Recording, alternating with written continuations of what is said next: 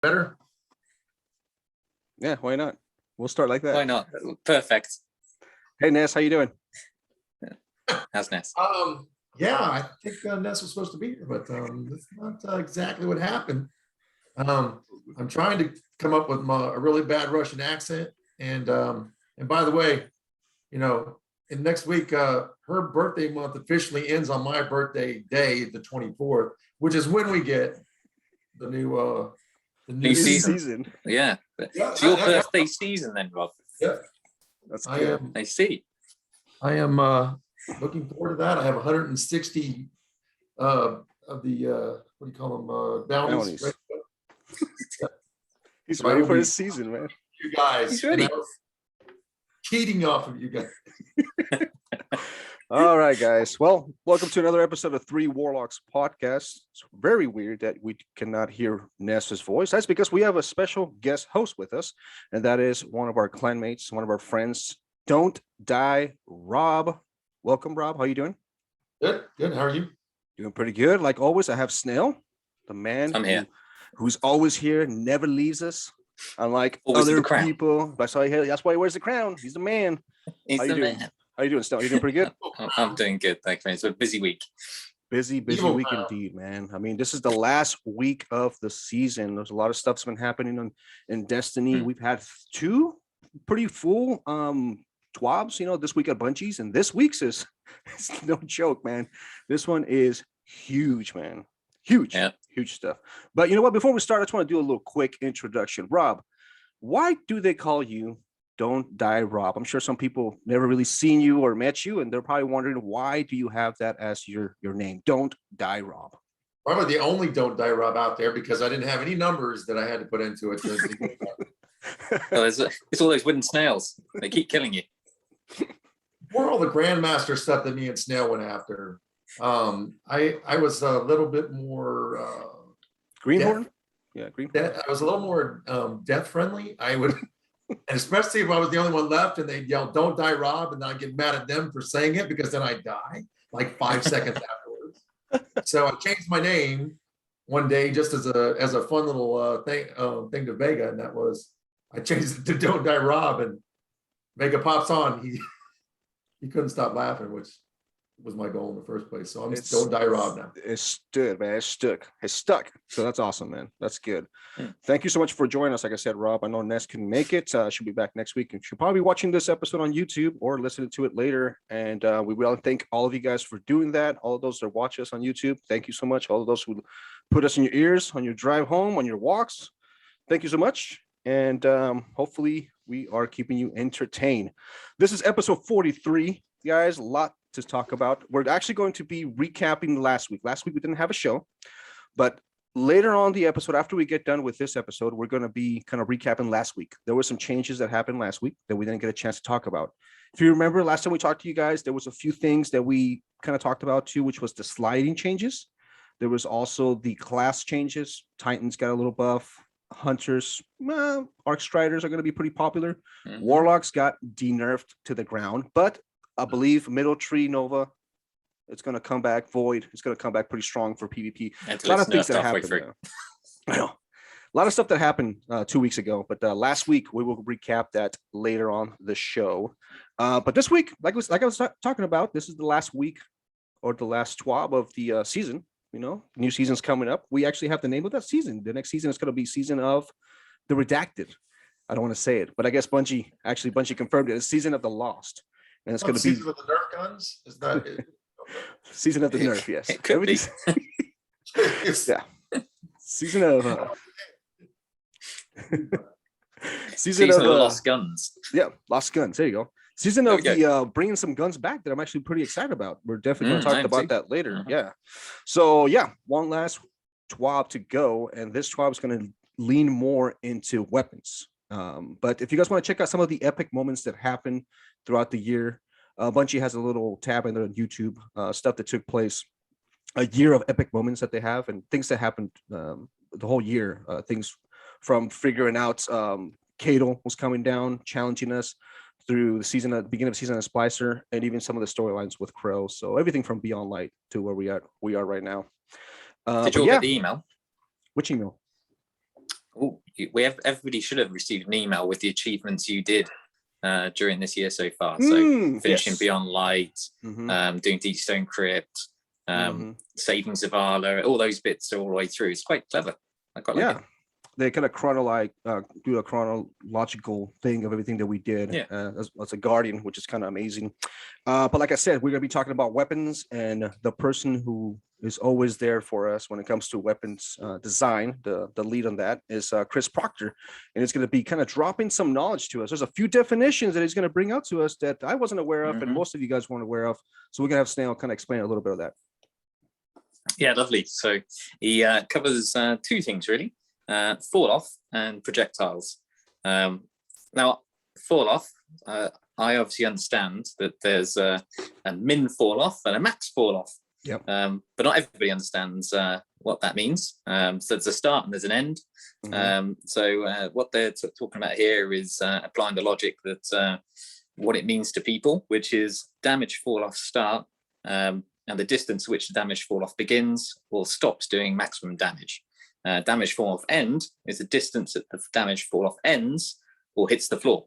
Yeah. So in the middle is what's good. Either end is what's bad. So in essence, hit within that little ratio of damage start and damage end.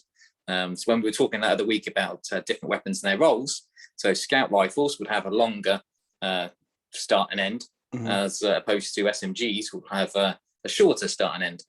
Which is why you can't shoot people across the map with an SMG, unless you've got a really good range one that's adept. That's a different story. And that's why 120s needed to be nerfed. Those things were a scout rifle and a sniper rifle all in one. And that's what Snail was talking about, the damage fall off with that. Excellent. Something that was very interesting was, go ahead, Tom. Sorry. Got projectiles first. Don't skip ahead. Yeah. No. I was going to talk about the damage drop off on it. So something that's very go ahead. Something that was very interesting with that is with the changes that are going to be coming this season, with them explaining that some of the new weapons or some of the new tweaks that we're going to be getting for some exotics and then some of the legendary weapons, you're definitely going to be seeing that a lot more and paying attention a lot more this upcoming season 15. Go ahead, Sam. Apologize. Definitely. Yeah. So projectiles, we've used various terms to describe those types of external, including borrowing terms from genres, but they're settled on a couple of different ones that make sense to them. So hit scan, a projectile that instantly hits. So that applies to most weapons in the game, for example, auto rifles, hand cannons, fusion rifles, fully drawn bows. They're all that type of weapon. And then you've got non-hit scan, which is a projectile with travel time, something that has physics to bounce off. So this is when you're talking about things like your grenade launchers, your breach grenade launchers, your rocket launchers, partially drawn bows. So there is a difference there. And then Jotun itself, which is like that as well. But bows is interesting because it does both. And you see that quite well in the solar bow that you prime with the one and then you hit with the other to make it explode. So so that is the projectiles definition. I got a question. What do you think the Telesto falls under? Well, that's an interesting one because that's probably both. Yeah, same as a bow, right? I would think, maybe. I would think so. Technically, because you're leaving it on the floor. So in essence, it's the same. When Jotun hits, it explodes. So I don't know. That doesn't necessarily mean that it's doing damage when it hits. It's after the explosion is what kills things. Yeah, the explosion what kills things. That is true, because I don't think the Telesto bullet itself kills you. It just the explosion after is what makes you blow up, right? It attaches to you, then it explodes. Okay. Yeah, but even if you just drip some on the floor and then walk away, someone's going to get killed by it. So no matter what. Yeah, so that's an interesting one. So I would think that splash damage is pretty large as well when it comes to that. So it's almost like a fusion rifle with a grenade launcher together. I guess you can describe. Yeah, it's a mixture of probably all of them. Because when a grenade launcher, it actually does some damage when it hits, and then it does. It's a double damage. Yeah, I'm surprised they didn't bring that up, that weapon in there in the notes, because I was really wondering what does the Telesto fall under, which is kind of weird, But yeah, it's its own baby. It's its own thing, yeah. Yeah, let's talk shotguns, guys. I don't know if you guys were wondering, why does everybody in Crucible slide into me and just shotgun the hell out of me? But this is really weird. Why, whenever I try to do that, it never works? No, it does never work. You're right. Shotgun's giving me the shakes. Well, there's a couple of things that when you talk about when it comes to these shotguns, there's a spread angle, which means the cone of the pellets come out. And then there's also the shot itself of the shotgun. So the shotgun itself contains 12 pellets. Like whenever you shoot it up against a wall, you can kind of see the damage go out there. But the way the damage is distributed is a little bit funky, a little bit weird. Most people think it's kind of RNG-ish, when it comes to the damage of it. But no, it's supposed to work a certain way. Let me kind of describe it the way they bring it out here in the TWAB. There's a center, there's an inner ring, and there's an outer ring. So there's 3 little sections there. The first center ring gets 1 pellet right in the middle. Then after that, the inner ring gets 4 wedges, and there's 1 pellet on each side. Then the outer ring gets 7 wedges with 1 pellet inside. So everything gets kind of evenly distributed in there. I mean, it does matter on certain perks where we're with range, and the shotgun that I'm thinking about is probably the what is the exotic one?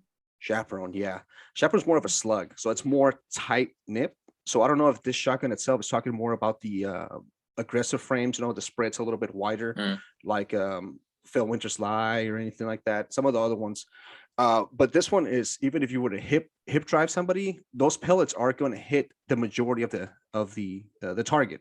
But if you were to kind of aim at it, the circle itself gets a little bit more, accurate when it comes to the damage of that.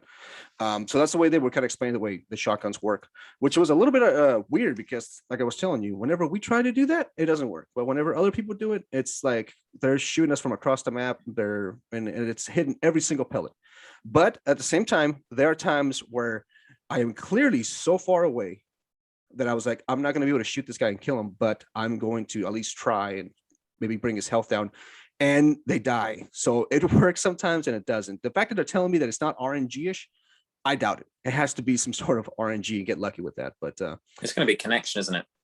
That has to be a pretty important issue with that, I believe, because the way, and I think it's maybe even movement, because I don't know if it makes a difference if you're jumping from the higher ground, like say hunters, and you're shooting down, you're able to get maybe more pellet spread into your target more accurately. Maybe, yeah. But if you're sliding, same thing, you're kind of sliding, looking up, so you're hitting more of the body. But if you're running towards the person, and if you're kind of standing straight and shooting at them, you can see how the spread will go kind of around them, So it all kind of depends on the way that thing is. So that's pretty neat. Yeah. Pretty neat how Chris Proctor explains all that stuff to us. Let's talk about some legendary weapons we're going to be getting next season now. Yeah. So season 15 is going to see the first of the stasis legendary weapons. And then it confused me by then talking about how they were going to fit them in. So bear with me as I try and explain this confusion. So there was some concern, firstly, with PvP, because we're talking about stasis again. It's annoying. It's annoying. We know that. Yeah, legendary weapons. Suddenly we're going to be freezing people all the time. So it is a concern. So stasis power weapons are in the power slot, obviously, but all other stasis weapons are going to sit in the kinetic slot. So I thought about that for a second. I was like, that's a bit weird. But they don't want to overload the energy slot, which makes sense. Right. But we have kind of overloaded the kinetic slot then. So either way, you're going to overload one of them, might we do a new set of weapons. But damage in the kinetic slot, that's kind of strange. Yeah, it is kind of strange because usually it's not an energy shot from a kinetic thing. But anyway, that's where it's going. They're not going to change the name of the kinetic slot at the moment. It's going to stay as it is. But the stasis weapons don't intrinsically do anything different than normal weapons, other damage types and stuff. So, but they will have different roles for stasis. So what I kind of read between the lines was they're not all going to freeze, but they'll have a stasis color, I'm assuming. I had a theory on that. Maybe I can share with you guys. Is what's the sidearm that we have right now? the one that Right. The cryosthesia. thank you. You have to physically get a kill with it, like a normal gun. Mhm. Tuck, tuck, tuck. Then you trigger it to shoot a pellet that freezes. Yeah. So picture something like I don't know, I'm gonna say Rampage perk, where then as soon as you activate it, the next headshot you shoot, it makes their head explode into shards of ice, and it just shoots people around. I mean, there's different stuff that'll work. So it'll still keep the Right. weapon body itself, but maybe additional things that those perks will do after you get a kill or after you are successfully hitting your crit shots. Things that will reward you for using the gun. You're able to Yeah. create stasis powers. That's what I was kind of reading and maybe understanding. Is that fair to say? Yeah, but it also says about weapons can roll with stasis perks. We generally intend stasis perks with slowing or freezing effects to have a kill trigger. So generally they're talking. So some of them won't freeze, some will just slow. Slow, yeah. Some Right, will but- freeze, some won't do anything. Is Well, what I or- read with that. Secondary effect to it, what the word does. So when it hits something, it burns. It kind of poisons you, yeah. So it's kind of which is an energy effect. So, I kind of get that there's some kind of, how it's headed. So. You know what I was Yeah. thinking, Rob, too? I was thinking maybe the thorn. The thorn, whenever it does shoot you, you kind of Right. slow down a little bit whenever you're trying to get away. Don't you feel like you're kind of being slowed a It's little the bit? poison slowing you. Yeah, Yeah, so that so- something similar. Yeah, something similar to that. So Yeah. space would be more like poisoning. Okay. Mhm. Yeah, so they're talking about they want it really easy to trigger in PvE, but not be obnoxious in PvP. And they say they've balanced that. This is We the hope. same team that said stasis was balanced, and the same team that said they fixed trials. So we'll wait to see how that goes. They've now addressed quick draw. Hey. I don't hear many people celebrating, but they've addressed quick draw with its permanent +100 handling buff. We see more people using that quick draw than anything else. Well, it's not a surprise if you're getting +100. Mhm. So that glitch uses combines of inputs to auto cancel the animation and stuff. So that is going to be fixed. So we're not going to be able to do that anymore. Aggressive shotguns to lose key downside slow swap bits. At the moment when we did the two bosses, the one Templar and the other one to the end of Deepstone Crypt, yeah. where we're hot swapping between the shotguns. We're not going to be able to do that, which ain't a great shake anyway, because most of the time I was being lazy. I just empty one shotgun, swap to the other one, Yeah. and it would auto reload the other one because I have auto reloading on But both. isn't that mostly a PC kind of thing? Because PC can do it more No, efficiently, I guess you can say. No, yeah. Well, if you think about Duke Cool was doing that all the time on Xbox. So Okay. I used to do it. If I was trying to go for damage numbers to beat Rob, then I would quick swap. But in essence, I got bored of that, so I just let the shotgun do its work and then swap to another one. Yeah. And usually you get kicked back, no, especially in Deep Stone Crypt. By the time you've emptied one and then the other, you've been kicked out and you can reload. Mm-hmm. So Right. it's not a great. It's not game breaking. It will annoy people, especially PC people who want to do quick damage and finish things quickly. But yeah, so there's that. They've also looked at primary ammo. So this is an interesting one. And asked loads of questions after I read this one initially, and then it answered the questions for me, which is good. Yeah. And then it prompted me with more questions, because then I was scared about some of the primary ammo weapons we've got in the game. Oh, But there's a couple. There's a couple.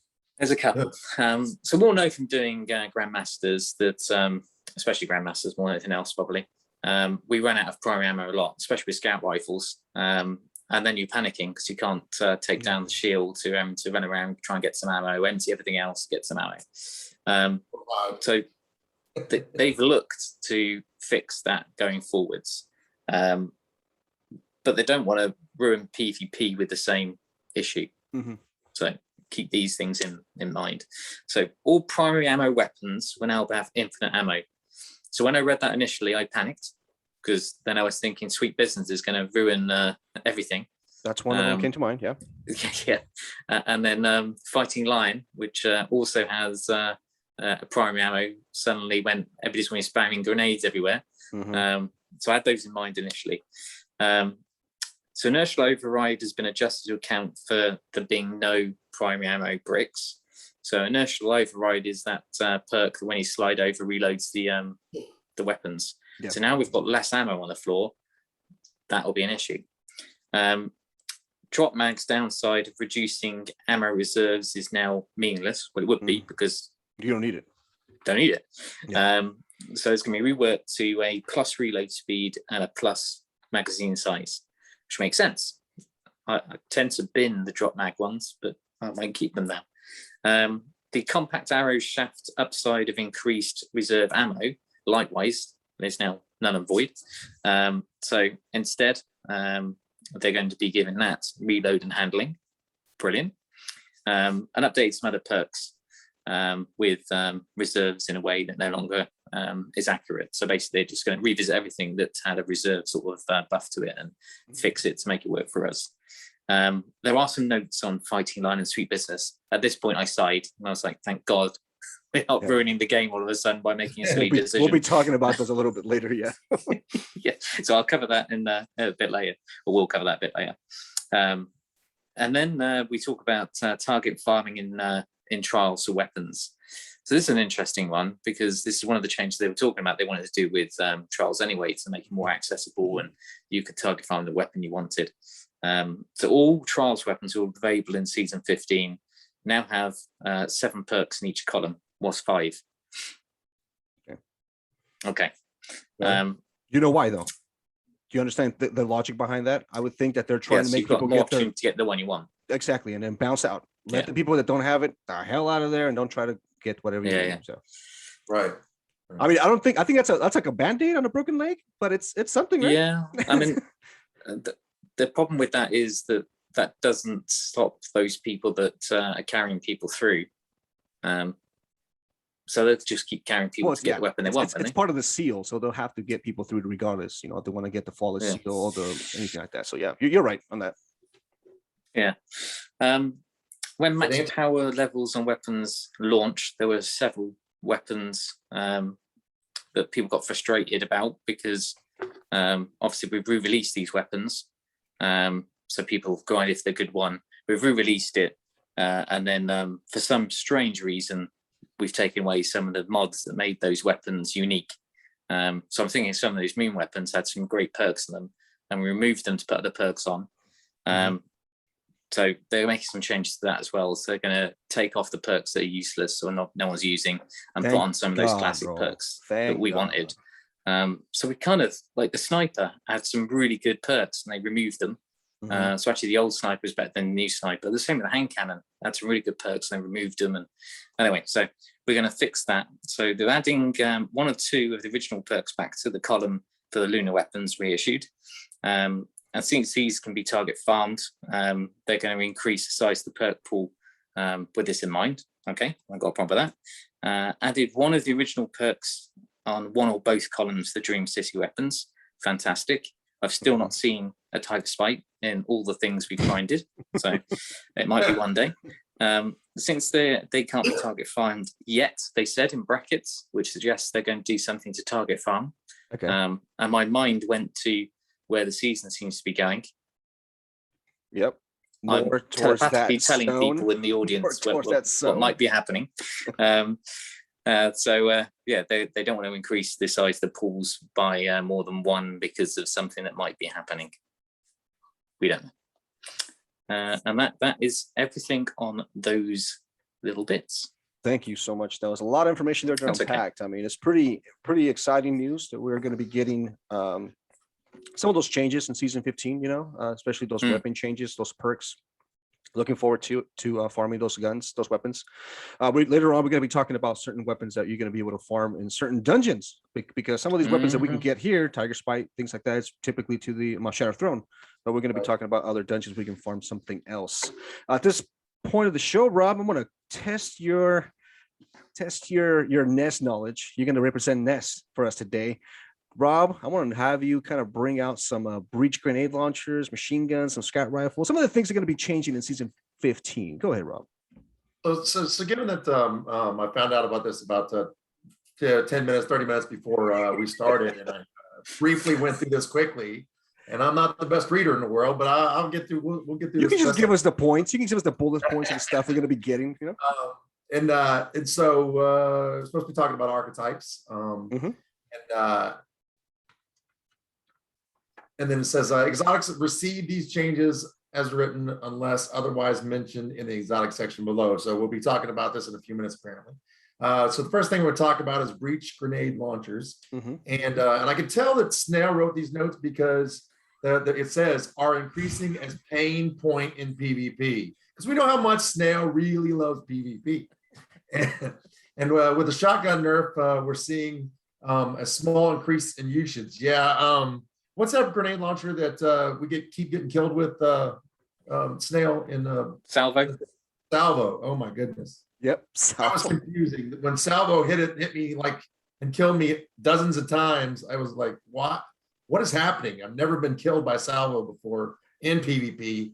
Thank you very much, Destiny. I appreciate the pain. It's better than a shotgun, surely. Well, yes, but at least with shotgun, I could just leave Jotun in their face and run away. Just the grenade launcher came out of nowhere. It was like, what is happening to me? I'm dying. I'm dying. It's not like Snail all of a sudden. What is happening? What is happening? What is going on? I do not agree. I do not agree with this death. Wait a minute, he sounds like Kirk for a second there. I do not agree with this death. Beat me up. I do not agree. Oh man. So this, I guess, says changes aims to reduce the ease of getting big splash damage for priming or cleaning up targets. So I'm assuming we're talking about PvP. So that means that splash damage, switch to a hand cannon and finish them off. I think that's what we're talking about here, right? Yeah.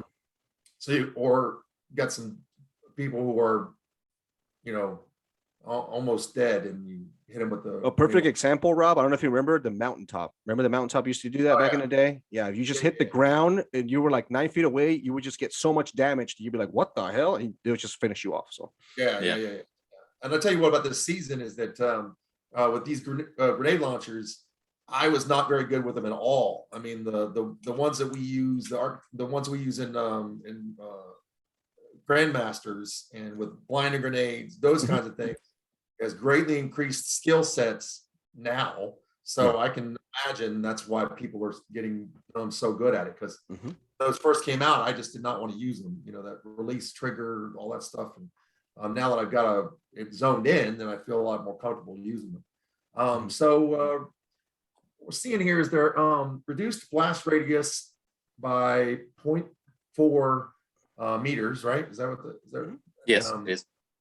Max blast radius decreased from 4.55 meters to 4.15 meters. Minimum blast radius decreased from 3.8 meters to 3.4 meters.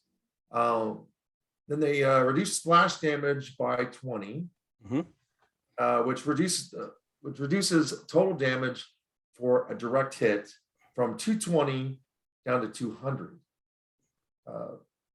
That's before you use spike and proximity grenades taking them into account. Yeah. Increased damage in PvE by 12%. That's huge, actually. Yeah. Because of the above splash damage change, this results in a small overall buff to combined damage. And Snail, that's all grenade launchers, or including exotics, or no? It's all grenade launchers bar one. Okay. Which is unaffected by anything we're talking about, and is the most annoying thing in PvP at the moment, which is Witherhoard. It's the one you're gonna use the most. No use. Yeah, there's no use in buffing Witherhoard. I mean, you already have tick damage from that. It would be nice though to have that extra 12%. You never know. Oh my goodness! I mean, it would be, but I gotta say, Salvo, I use it quite a bit because I love grenade launchers, but Salvo does not, with that ability to chain reaction, we're just going to buff the damage by 12% in PvE. Everything's going to die. Yeah. At the moment, it's taking out small groups of ads with these. Let's take out yellow bar groups of these. That makes sense. good. Yeah. That's awesome. So I've not used machine guns on a regular basis in a long time. And primarily because I felt like, except for maybe what's the exotic one? Thunderlord. Xenophage. What? Xenophage. Xenophage. So with Xenophage, you find that that's actually really useful, especially in like the raids and those kinds of things. But the legendary ones, I've not really found a use for them on a regular basis. I'd much rather, go to the go-to, which is Anarchy, and we all know that's is dying soon. So we'll see how that plays out. But usage is surprisingly high, is what they're saying, and they felt like they weren't fulfilling their intended role in high difficult content. Again, that's why we don't take them in. Generally, don't take them into GMs, but and because we had something better. I mean, that's going away. So I'm hoping that as they increase the damage in PvE by 20%, 20% is a lot. It is. And that's going to be huge, especially when we're going to have to shift the way we look at meta and the way we attack when we go into the high range content. Yeah. So this was, me and Snail had this discussion earlier about scout rifles and hand cannons, and it says here that scout rifles and hand cannons, I agree about the hand cannons, have felt weaker than they'd intended in the hard PvE content. But we use scout rifles all the time. It will be nice with this increased in damage versus minor, because it does feel like when we're in Grandmasters that it takes a long time with the scout rifle to take down the minor stuff. Way too much. I mean, we're talking about 10 or 15 hits before we can kill something that's a red bar, and that's craziness. That buff's gonna help though. It's going to help great. I'm excited. Can you imagine my posterity with redirection and recombination, 36 shots with an extra 15% damage, with recombination giving me extra damage as well? It's going to be nutty. Posterity. That is like one of the, when I finally started using it, I was super surprised about how great that hand cannon is. Yeah. And then I started using it in higher end content, and it was one of the only things I could take into higher end content and really make make it useful. So we used it a lot, because let's be real. Overloads this season were a pisser, because there's something wrong with the programming or something going on, but sometimes they would we'd get them to the stun. Sometimes we were like, it just didn't seem like it ever wanted to. And so I've never really been afraid of anything but overloads, because they're the hardest ones, I think, to deal with, especially the captains. Those things bounce around so bad, it's craziness. So fusion rifles have benefited indirectly from the mid-season season 14 shotgun nerf. And I'm one to use fusion rifles a lot. I am not a shotgunner. I don't know. I just feel like I don't want to do it. I just don't want to use a shotgun because it pisses me off so bad that everybody else is using a shotgun. And I just don't want to do it, just for general principle, right? And I try to find things that we could go up against them. And the only thing you could really do is, you were going to die, but you were going to kill them along with you, because you just unload, the fusion rifle into them, and they'd get you. Yeah. They died in the process. So that was one of my favorite things. And I love getting those messages. Using Jotun? Yeah, there's no skill in Jotun. And I'd say, dodge better. Learn to dodge is what I'd say back to them. All right. So just slide into me all the time. It was craziness. So they benefited sort of from the nerf, because people started using them a little bit more. And then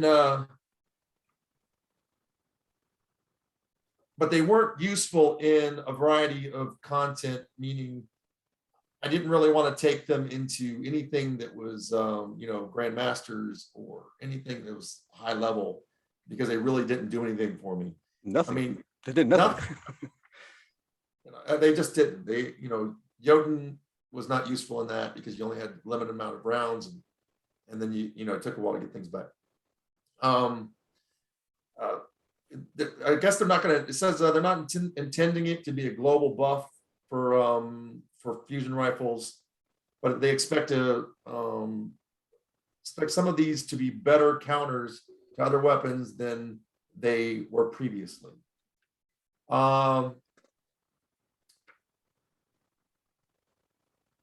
Didn't get to read this one because I was going through pretty fast. No problem, man.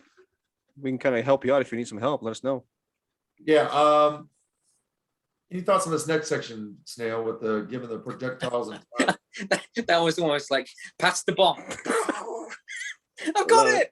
I love it. I love it, dude. This is funny. Thanks, Rob.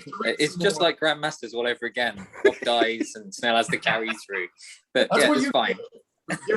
Give me the last second, all right? Yeah.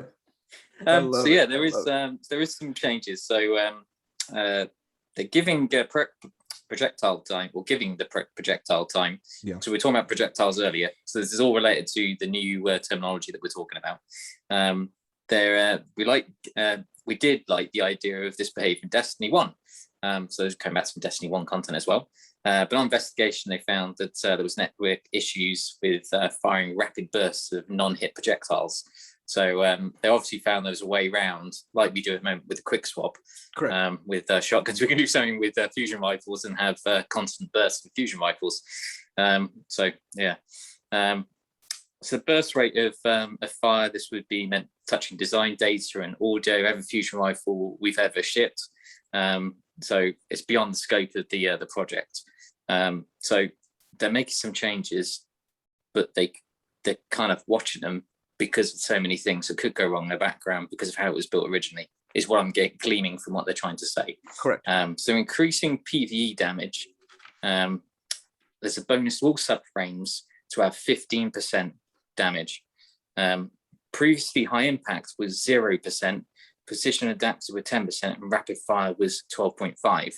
So we've just got a flat buff to 15%, which is interesting because high impact are high impact for a reason. 15% extra damage, guys. Good. So there's that. So we're pushing some subfamilies further apart to make them more different, I'm assuming. So adjusting charge times, shots fired per burst. So there was a 7 for subfamilies. And damage, note that the base below is without battery perks or charge time masterworks or adept mods. All those things come as extra, as we talked about earlier with one of the other buffs. So high impacts charge slower. But again, you could have all these mods and make them charge faster.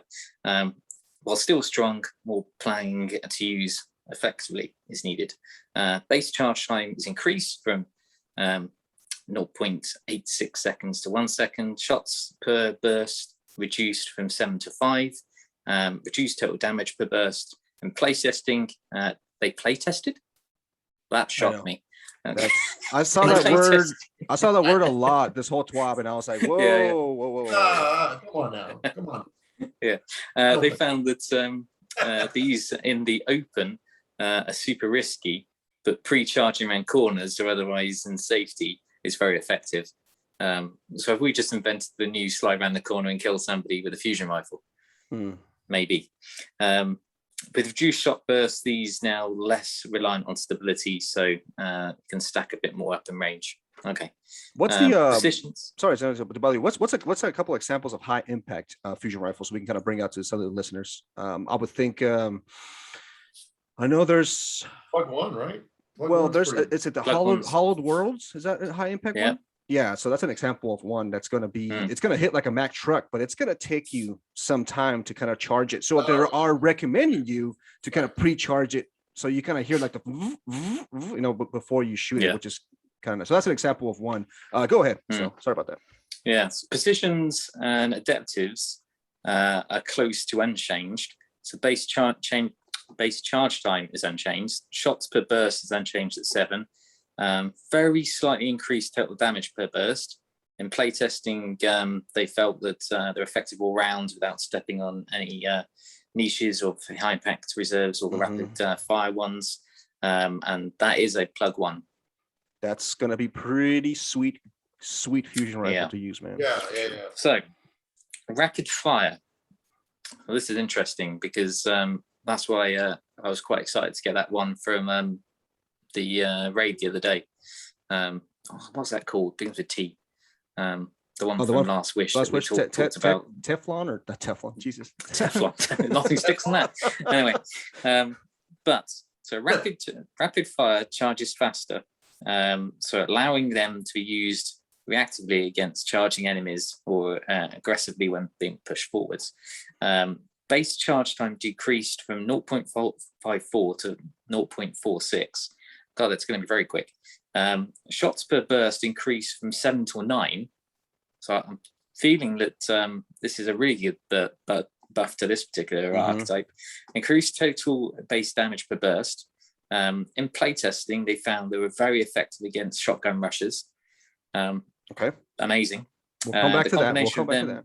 Yeah. The combination of them needing to be closer and having a shorter charge time means that by the time they got to the distance to kill you, you've already killed them, basically. Plus, you can fire 2 bursts rapidly than the high impact fusion person that's coming in to do the one shot you. That's a little scary. I feel like man. This is going to be very meta. That's a little. I'm glad they picked it up. That's a little scary for PvP if you think about it. You pretty much replace the shotgun with a shotgun-ish fusion rifle that can shoot you twice. And you'll be dead. So that's pretty scary. Two things that come to mind with that though is you got that sounds a little sus in 2 things. Playtesting against 2 for one thing, right? It wasn't against you, Bob. Because you're not going against the cheaters. So I don't know. When then we get this, the cheat fix that's coming. How is it going to? How greatly of a change will there be in PvP, so that we see the difference? And will this become OP because we don't have the other issues? But anyway. Yeah. Well, like everything, I say this every time we come to a season change. We always talk about all the negative bits and all these bits that have been changed for positive, for everything else, but we don't know what we're going to walk into. This more than any of the season, we don't know what's coming to us. We know a name, we know some information, we don't know what weapons we're getting, although we do know some now. We don't know how those mobs are going to stack in the artifact. We don't know any of these bits of how the changes will affect us until we actually get into it. But can I say something though? Anything. But can I say something though, that going along with your thoughts now, is that something different from this season compared to previous seasons is that the team, Bungie's team, have been pretty good this time around keeping track of those things. Remember how long it took for the changes to happen to Luna's Howl, the changes to happen to Mountaintop? It took months, for a long time. They're throwing in patches. 2 years. They're throwing in patches pretty recently or pretty quickly that whenever they see a problem, they try to address it and try to keep things balanced. So I got to give kudos to that. So even though we're going to go into a new season, new weapons, it's kind of scary. You don't know what you're going to be encountering in the PvP state, like Rob was saying. I do feel that the team, which now they have a team and they play test now, so it seems like they might be working a little bit more and getting some fixes here and there, which is kind of something pretty nice, and to commend the team to do that too, which is nice. And in their world, in the programming world, there's second and third order effects to anything that's changed that, sometimes they don't even know that's going to be an issue and it's going to cause something to break or something to change. And then you get gun shy. Do I change this now and not know? I don't know how this is going to affect the rest of the game. They actually talk about it. That's why in places they talk about how they couldn't make this change because it would cause this other problem to happen. And it's interesting that people who are novice game or players that are not necessarily novice, but they're novice to the programming world, that they don't understand that, yes, they want that change, they want it now, but that there's other problems that Bungie has to consider before they make any changes. So I have to give them props for that part of it. And I think they're getting better at saying, okay, well, we know that the last time we changed this, it affected this, and this. So how can we make this change? So it gets the same effect, but we're changing a different mod, or we're increasing something that that makes the weapon better, where it doesn't affect all these other pieces and parts. Correct. Yeah.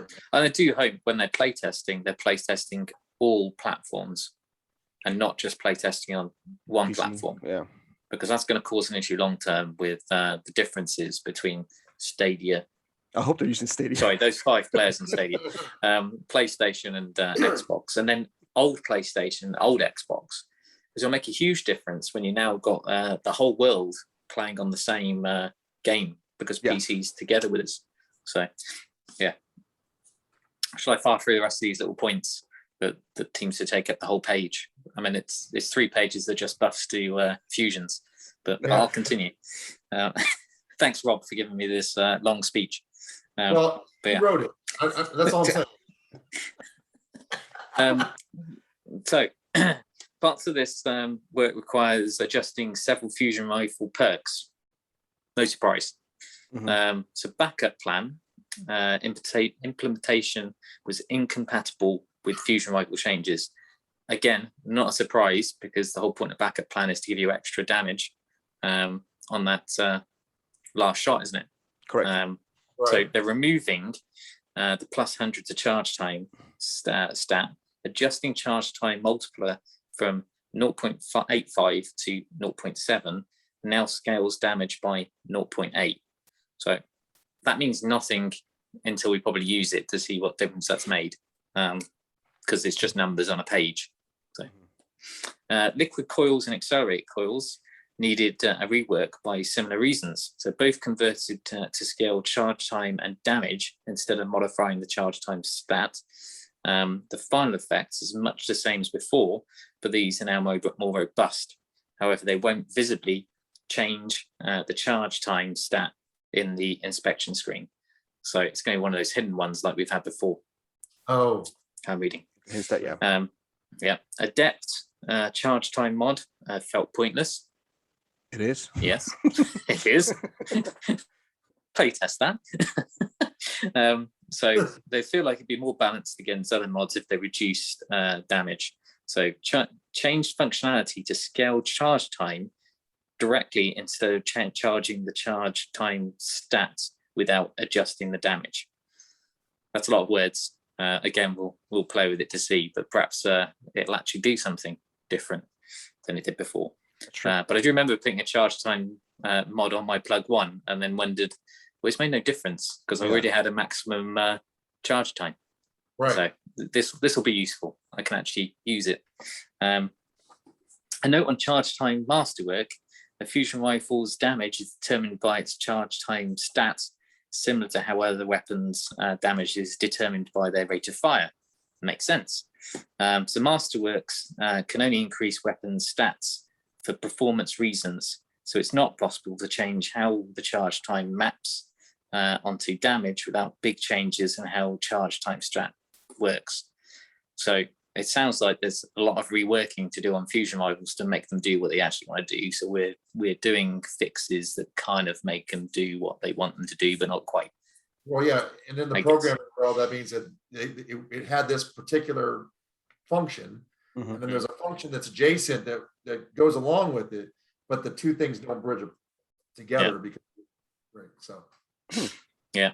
So they investigated doing this by using Masterwork, a perk that would cause a fusion rifle to exceed its perk budget. We've seen that previously. So, yeah, resulting in bad things happening. Mentioned in prior TWAB. They like bad things happening.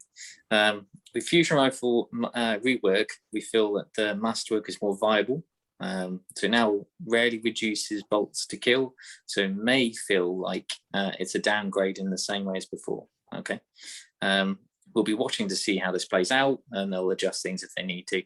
They've adjusted the fusion rifle stat order, so it matches the weapons, stability, handling were out of order.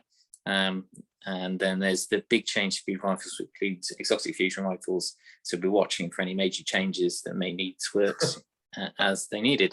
So then we talk about fusion rifles, and the world of my mind went to 1,000 Voices, Telesto, Breaking the game.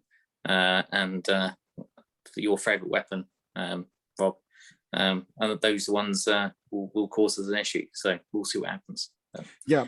Thank you for giving that to me. I'm now shattered. I'm going to go to bed. You can finish the. I will help you. I will help you. Next. I got halfway through, and my brain was exploding, trying to read and think and do all that stuff at the same time. Rob, I'm in your corner. I don't have that problem. I'm in your corner. Next time you get in a bind, just tag me, and I'll just jump in. Let the snail rest. You know what? This is very interesting. All the things that are going on with fusion rifles, all the changes, which I am thinking that's going to be a meta weapon. Any fusion rifle you can pick up is going to be viable. Stuff that you have in your vault that you haven't looked on it for a long time, you're going to be taking a closer look, be like, man, this stuff might be a little bit better, especially if they're, adaptive frame, precision frame, rapid fire. Ooh, this one might be good for PvP. This one might be good for, clearing some ads here and there. So it's really in-depth information on fusion rifles, man. I thought that was really good. Like I said, what's really interesting is every time we do a ritual weapon so far, the following season, it's been a champion mod. Sniper rifle, ritual weapon. Sniper rifle was a barrier. Grenade launcher salvo, now unstoppable. Fusion rifles, got a fusion rifle this season. Next season, it's unstoppable. Yeah, but I don't think we know what the ritual weapon's gonna be next season, but I don't think you can put any mods on that, as far as I know. We'll talk about the ritual weapon. I'll show you. We have a nice little picture of it. But guys, let me show you a picture of I want to say a dead body. Like whenever I've seen that movie, have you guys seen a dead body? You guys ever seen that movie? What's it called? What we call it? Stand By Me. You guys want to see a dead body? Yeah, Stand By Me. Yeah. Check this out. There's a dead body, guys. Let's say goodbye to the anarchy. There's a reason the anarchy is being addressed. As many of you guys know, the anarchy has become a very viable weapon to us in any kind of PvE environment or content that we do. Grandmaster Nightfalls, it's almost mandatory, like Rob was saying. When it comes to clearing out large numbers of ads, this thing is no joke. It does it with ease. If you want to create spider webs on a wall, Snail is the man to do that when it comes to this thing. It's a beautiful gun, beautiful thing that Bungie has created for us, but it's going to get a little nerfed when it comes to certain things. I still believe it's going to be useful in certain situations, but it's going to get a couple of things. So Bungie was kind of giving us the hint that this weapon was too overpowered from all the things that I said that it can do. So the things that they're going to do is 2 points to keep in mind here. They're going to reduce the total reserve on the magazine ammunition from 26 to 16. Man, you're knocking 10 bullets. If my anarchy doesn't have anything like in the 20s or 21, I feel unsafe. If this thing has 16 max, I mean, that's a little scary for some people. And also it's going to reduce damage by 30% versus bosses. Champions are not bosses. So if you want to take this to a nightfall, you are going to be taking care of champions left and right. That's no problem. But once you get to the boss, expect a 2 to 3 hour fight, because this is not going to do much at all. So it's making you Vegas dead. Yes, especially when I'm dead and they're carrying me to the end here. But that's going to be an example of the things that are going to be happening to our beloved anarchy. We've had something like this before, guys. I mean, don't cry. We've laid to rest the Whisper of the Worm at one point, and that was sad. We used to use that for pretty much anything. We laid to rest our Fallen Guillotine. That was useful for a lot of stuff. So nothing new to us. We're gonna have to find different weapons to get used to. There's many weapons too that we can look at that are going to be really important, especially the next season. But that's one of them that's going to be sadly nerfed. Another weapon that's going to be nerfed in a sense, still useful, still viable, is this Xenophage. Xenophage is which is weird. It's a machine gun which fires almost like a scout, but it's automatic. Yeah, even though it's automatic. Yeah. Yeah, did you know it's automatic? I was like, is it? Sonic just pressed hold the trigger. Just kidding. But it's a slug. machine gun. When it first came out, it was really weak. Then Bungie upped it up, kind of buffed it up, and man, it was amazing. We used this pretty much for anything. We actually used it for some of the raids that are still on the playlist today. The things that they're going to be changing on the Xenophage is they're going to reduce the rate of fire from 120 to 90. So that's a little funky, a little weird. It's almost going to feel like a sniper rifle, because sniper rifles are typically 90 rounds per minute. And then they're going to receive less of the machine gun PvE damage buff. So I don't know what less means. I know the machine gun buff was, I think from Rob's notes, about 20%, if I remember correctly. Yeah. Do you know, I think that's a buff. You think so? Yeah. And the reason I think that's a buff is because it's an auto-fire machine gun that we don't really use as auto-fire, because when you hold down the trigger, it shoots so fast, you miss half your shots. Correct. By reducing that speed means you're going to get an auto-fire that is going to be slower to keep in a straight line, which means you'll be able to hit more of your target. Yeah, that so makes I think sense. that's a buff to the weapon. Yeah, that makes sense. Like I said, some of these changes, the guns are not completely useless when it comes to sense, but you're going to have to rethink the way you use them. And like Snail said, now you're going to be able to hit your shots, especially what's the boss from Garden of Salvation? That's probably the only one where I can think of. It's like some mandatory where you have to use it. Significant Mind. Yeah, you just like, called. I just remember doing that raid. I remember maybe hitting 2 or 3 good shots the whole time because your gun is like shaking the whole time, But you're right about that. It could be a hidden buff or a blessing in disguise.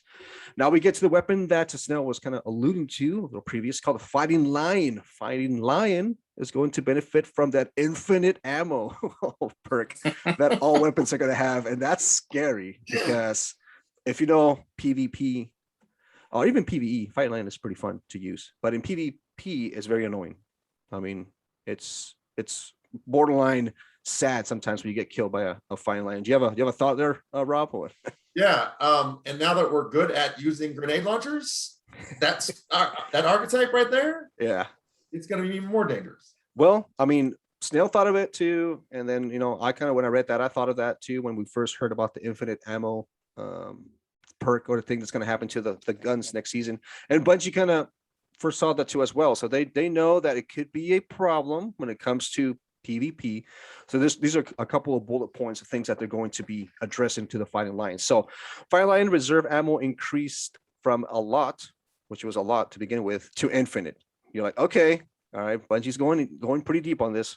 Receives the same changes as other breach grenade launchers. So some of the splash damage is not going to be as strong like we talked about. So it's not going to be super OP. Infinite ammo, but right now reduced splash damage, things like that. They reduced the base reload start from 0, which breach grenade launchers have 0 to reload with, to very slowly. So now it's going to take you a while to reload. But correct me if I'm wrong, this is the weapon that once you hit a target, it has like almost like Desperado where it reloads pretty quickly, right? Or the bullet gets returned to the mag, right? So it's forcing you to hit your target. Now increases reload speed to its previous level on damaging multiple enemies with 1 grenade. That's what I was talking about, okay? They're going to be keeping an eye on this to see if it's in a good place. So they're going to be kind of working it out. I think that they're going to be making a pretty quick change once this thing gets into the world, because this is going to be pretty meta when it comes to PvP at first. And then you shouldn't be manually reloading the Fighting Lion anyway. Like I said, once you hit your target, it should reload the weapon for you. But that's scary. That's scary when it comes to Fighting Lion. Now, let's talk about another scarier weapon, an exotic weapon that I wish I had. Most of us are still trying to reach this weapon. This is called the Vex Mythic class. If you guys are familiar with the Vex Mythic class, that was a very popular gun. In fact, it was almost a annoying gun to get killed by in D1. D1 made a big mistake when the Vex Mythic class came out. It was the most powerful gun known to man, right up there with the I believe was the hammer. Black Hammer was one of the sniper rifles back in the day, and the Icebreaker. Those are the guns that come to mind that were extremely annoying. Icebreaker was a sniper that you never run out of bullets.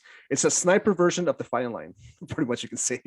But Vex Myth class is getting a little facelift. Bungie knew that this gun was going to possibly break PvP, so they kind of toned it down.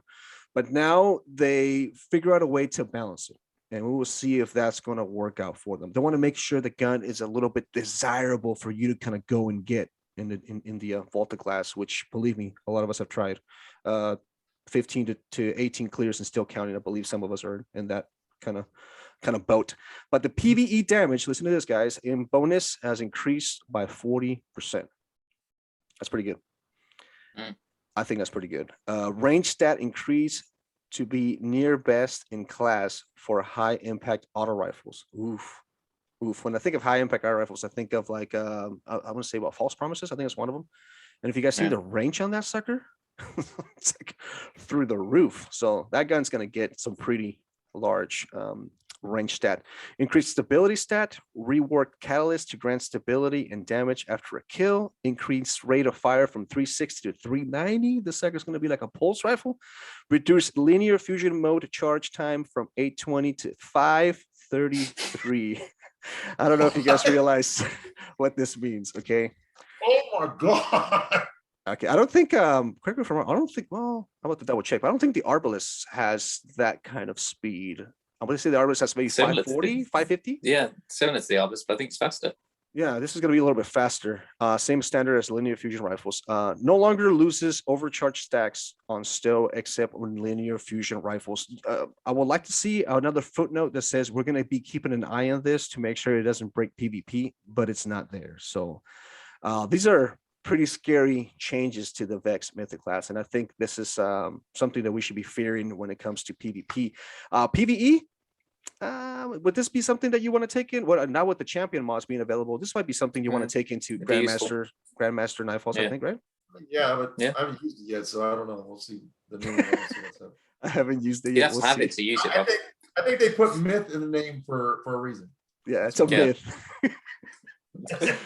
All right, let's talk about a couple exotics. The Merciless. Merciless is a really fun gun. In fact, this is Ginger's favorite gun to use on a raid that it has no place to be used, and he just wanted to see what the damage numbers was, and he just wanted to die, which is dumb. Come on, Ginger. Anyway, the Merciless is getting an updated perk to account for the fewer shots per burst, and this should build up charge rate at the same amount per burst as before.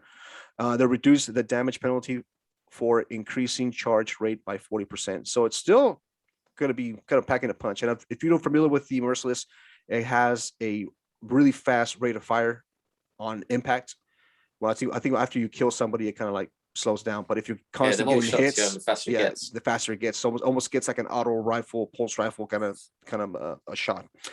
Bastion. This is a very good news for someone like me who hates the Bastion, has the Bastion, and refuses to use it because of the specific perk that it has. Bastion has the 3-shot projectile that if it hits you, you're automatically dead, whether you're 1 foot in front of you or 100 feet behind a wall, you still die. Yep.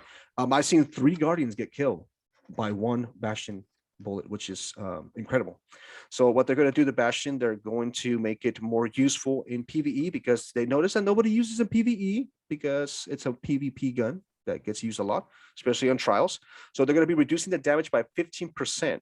So now you can not quite kill a Guardian with 1 shot or 3 bursts, but we will see about that. I'm pretty sure it's still going to be able to, unless you have a resilience of 0, 1. Maybe you're still going to get killed.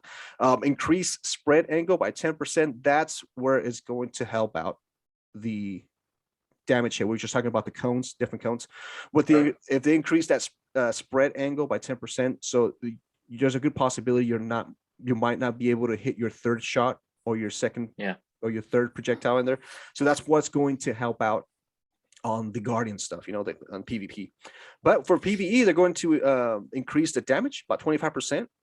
So overall, it was around 10% in PvE. So it's going to be kind of useful, especially, some of these fusion rifles are going to be getting that overload. No, unstoppable round, I believe. Unstoppable. So that's going to be good. And I believe this one has the unstoppable built in on it, right? If I remember correctly. It does, yeah. Yeah, Bastion does, yeah. Yeah, so that's kind of neat. So you'll be able to be more useful for Grandmasters. And I think they kind of thought about that because of the mods that we're going to be receiving next season. They want to make sure Bastion is still kind of useful. Sweet business. Go ahead. We used it in GMs 2 seasons ago a lot. Well, not this season, but last season. But okay. We used it for at times, and it was helpful when it came to the use. Usage for the unstoppable. Yeah. The sweet business. Did you miss Rob's gun as well? Well, he did. He went past it, but I read it, so You okay, That's but right. As long I'll as you come know. back. I'll come back to it. Don't worry about it. You're So only- I'll do sweet business, and I specifically missed your gun, so hopefully you can do it. I'm gonna have you do it. How about that? Sweet business, okay? Sweet business is getting now a refills magazine on pickup special heavy ammo instead of primary. So if you pick up ammo, you're gonna get fill up on special and heavy. Sweet business is gonna be a problem on PvP, I think, because Titans have a specific exotic chest piece that causes problems on that. So before I get into the perks, I'm gonna have Rob talk about his beloved Jotun. Rob, tell me a little bit about the Jotun. What's it gonna get? So they're saying here that the Jotun, they had to make a small change to avoid breaking the weapon, but when play testing it, they says it makes no difference. But it's because they probably don't use it a lot. So the ones that will use it a lot will know or will feel or see the difference in change. But it says that they slightly this is the one that worries me the most. They've slightly reduced damage per shot. So I don't know what that means. Does that mean it goes the way of Limonarch, where when you hit with Limonarch, it poisons, but it doesn't poison quite enough, and the person doesn't die from it in a regular PvP. So we'll see what happens with will you take 2 shots to take down somebody? I think it may fire faster, right? Is that what it is? Because it's going to fire a little bit faster, if I'm assuming, right? Maybe I don't know. It says they reduce the charge time, but we'll see. That's not a lot. Before you could kill 2 guardians at once with it. So I'm wondering if because of the burst damage it has or the explosive damage it has, I wonder if they'll reduce that explosive damage. I don't know what's going on with it until recently, because I've noticed that I can hit somebody directly and or right next to them, and it doesn't do hardly any damage to them. So I'm not so sure about how much damage you'll get outside of whoever gets hit right away. I don't see the 2 at one time unless the person's severely damaged. So but that's going to be pretty interesting, Rob. Like you said, your gun, man, it's your baby. We'll see what's going to happen next season. We're going to have you test them out and let us know what you think on that one. Let's talk about some perks, especially a perk that I was really excited about and never really used it. Firing line. You guys remember that perk? There was a linear fusion rifle that I used to love, man. I had firing line on it with Vorpal, and then it got sunset. I was so freaking pissed, man. Line in the sand. God, I used to love that. Well, they found out that gun was a little bit it was giving out too much damage, which I was like, okay, well, who in their right mind Who used it? Who used it? How did you get this data? I was gonna say that. I'm like, I used linear fusion rifles mostly on PvP because I hate rocket launchers, I hate grenade launchers. If you don't have an exotic, if you don't have the one that shoots all the multiple rocket launchers, I forgot what it's called, that exotic, the arc one for PvP. If you don't have that one, you can Warcliffe Coil. Warcliffe Coil, yeah. If you're not using the Warcliffe Coil and you want to use an exotic, energy or an exotic kinetic, then you're better off just slapping on a linear fusion rifle. And I used to have one with line in the sand, but apparently it was giving too much damage. But the things that they did with him now is that they reduced the damage bonus to plus 20% precision damage for all supported weapons archetype. It was very high, highly variable depending on the weapon type. So they did that, and then will roll on some of the sniper rifles, linear fusion rifles, and machine guns, and maybe some other stuff in the future. So firing line on a sniper rifle is kind of good now, I think. But the fact that they reduced it to plus 20, kind of weird. But like you said, Snail, who used them, right? I mean, you got pretty excited about it, especially with the linear fusion rifle buff, which we didn't really get to see a whole lot of it. I was thinking, we might see something really mind blowing, to give us away from our anarchy, but we never saw that.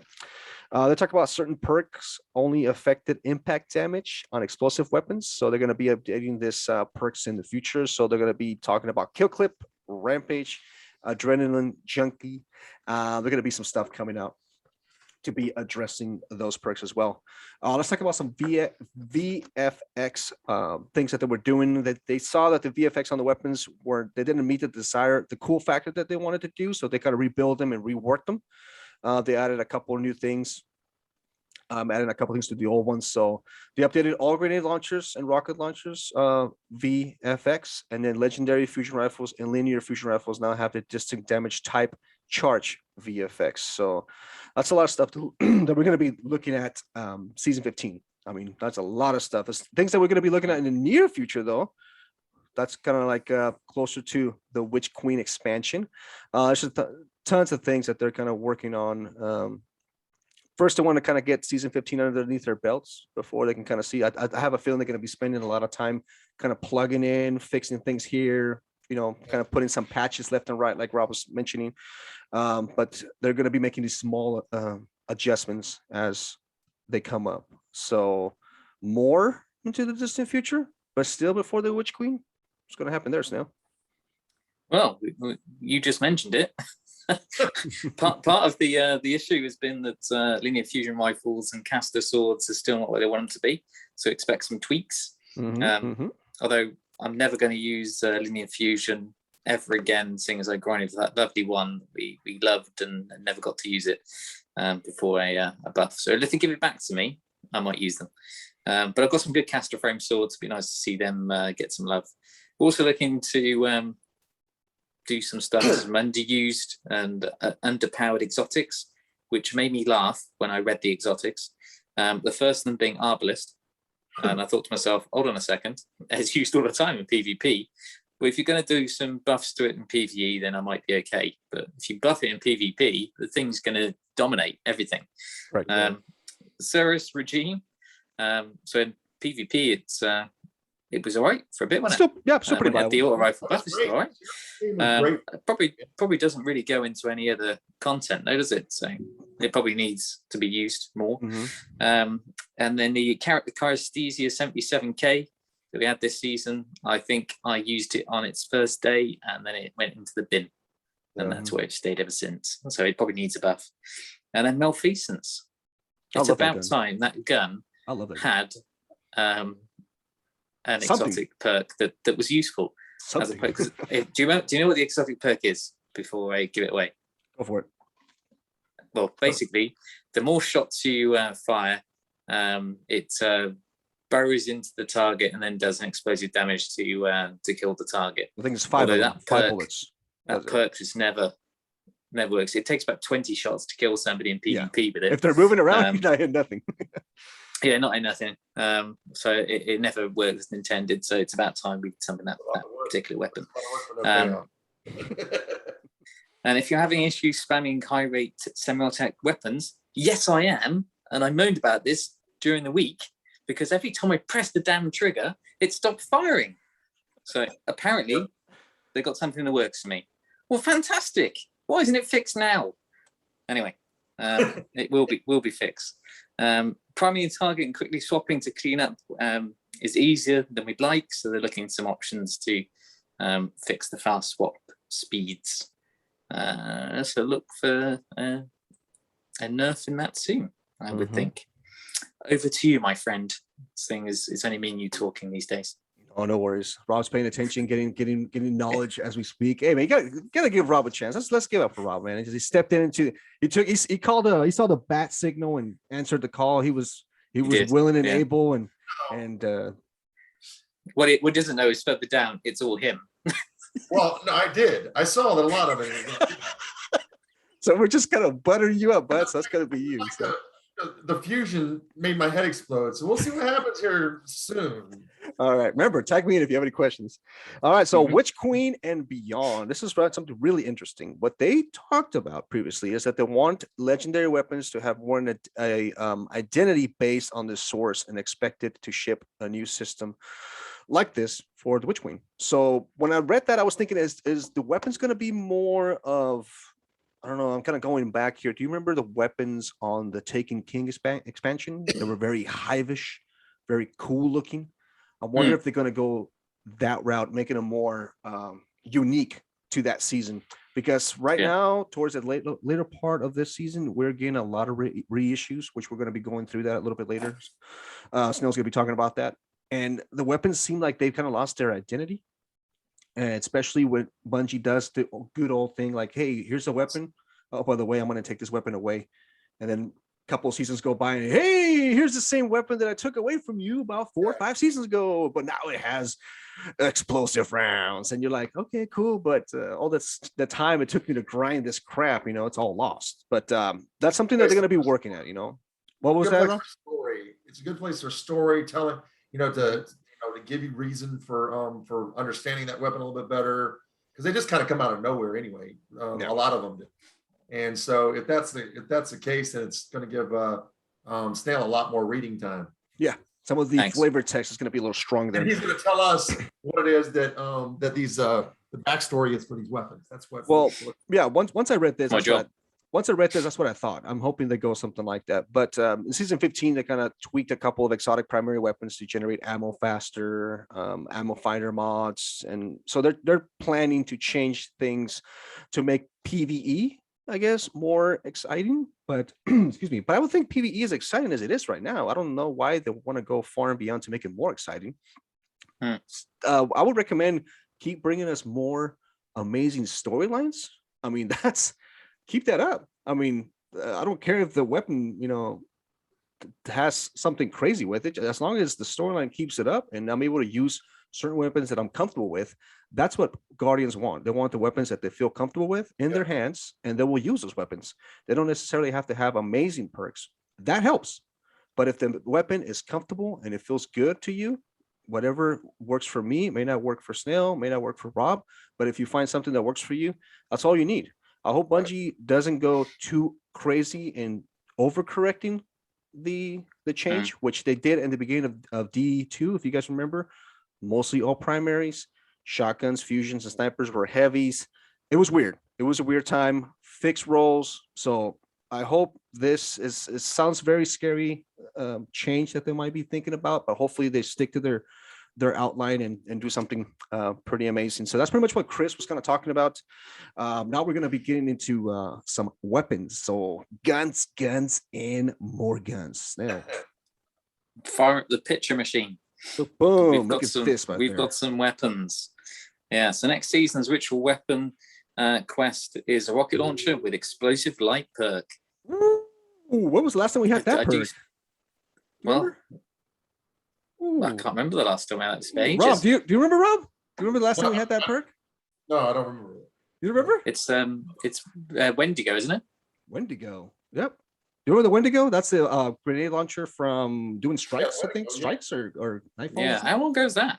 Wendigo was a while back. Bro, Wendigo was awesome. I do like that guy, man. It was about the time when the useless gate was being built in the tower. I think it was probably before that. Maybe, yeah, maybe around that time. Maybe. I don't know. The useless game.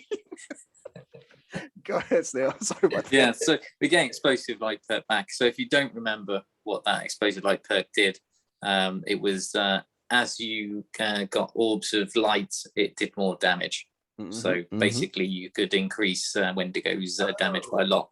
So it's great that we're having a rocket launch with that, because I'm sure there will be some perks for that weapon that will make it extremely useful. And we need some decent rocket launchers.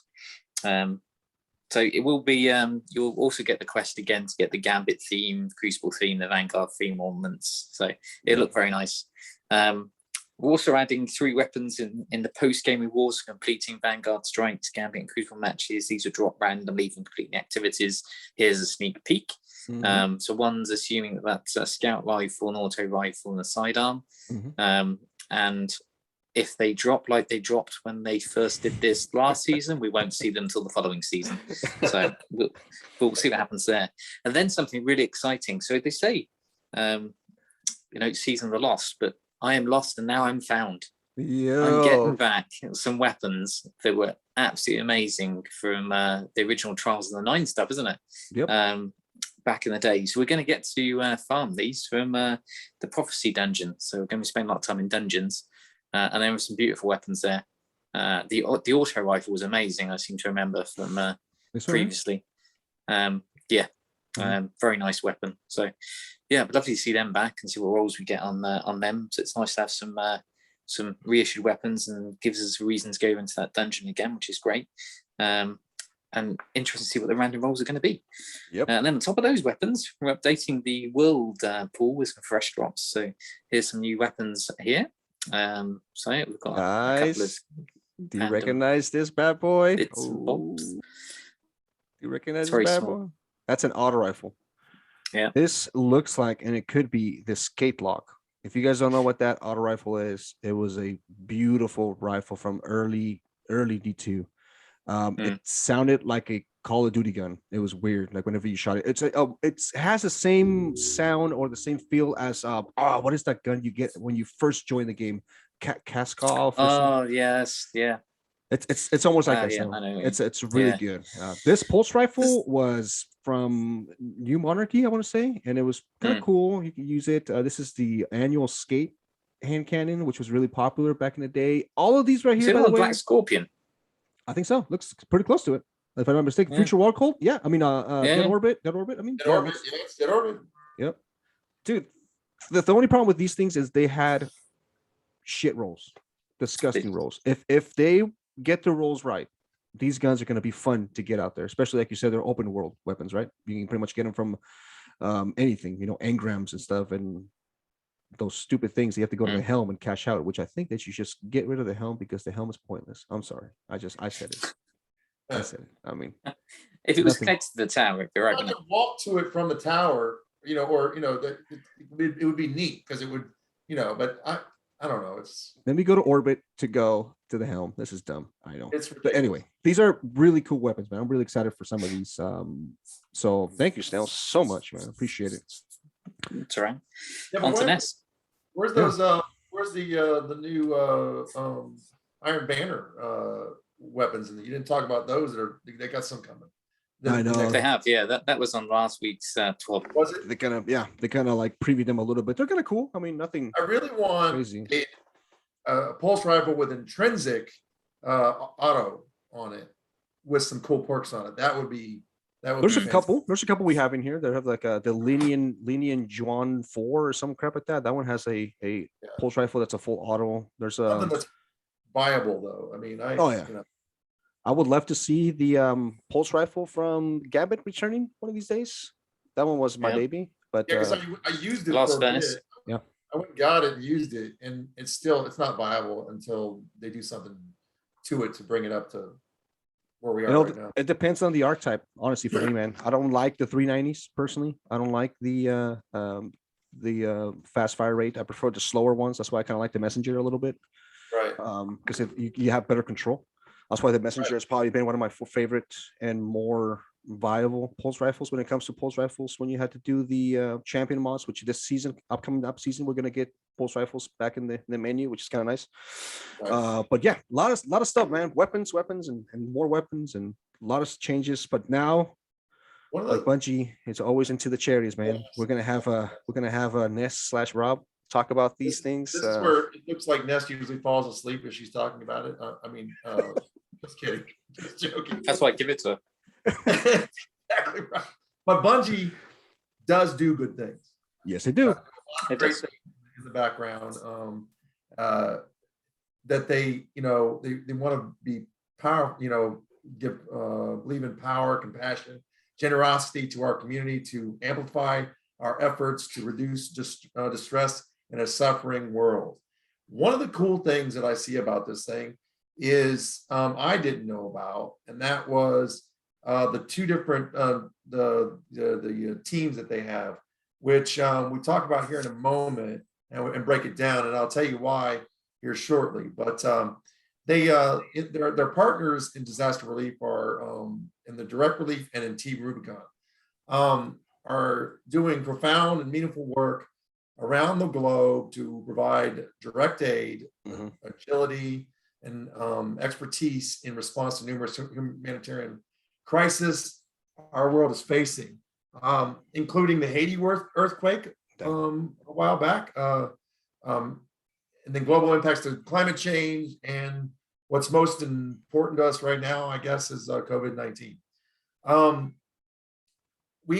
So they invite you to jump into action and to develop a fund that will both support their efforts as well as help us build a pool of reserves that can be leveraged to support future humanitarian needs strategically and rapidly.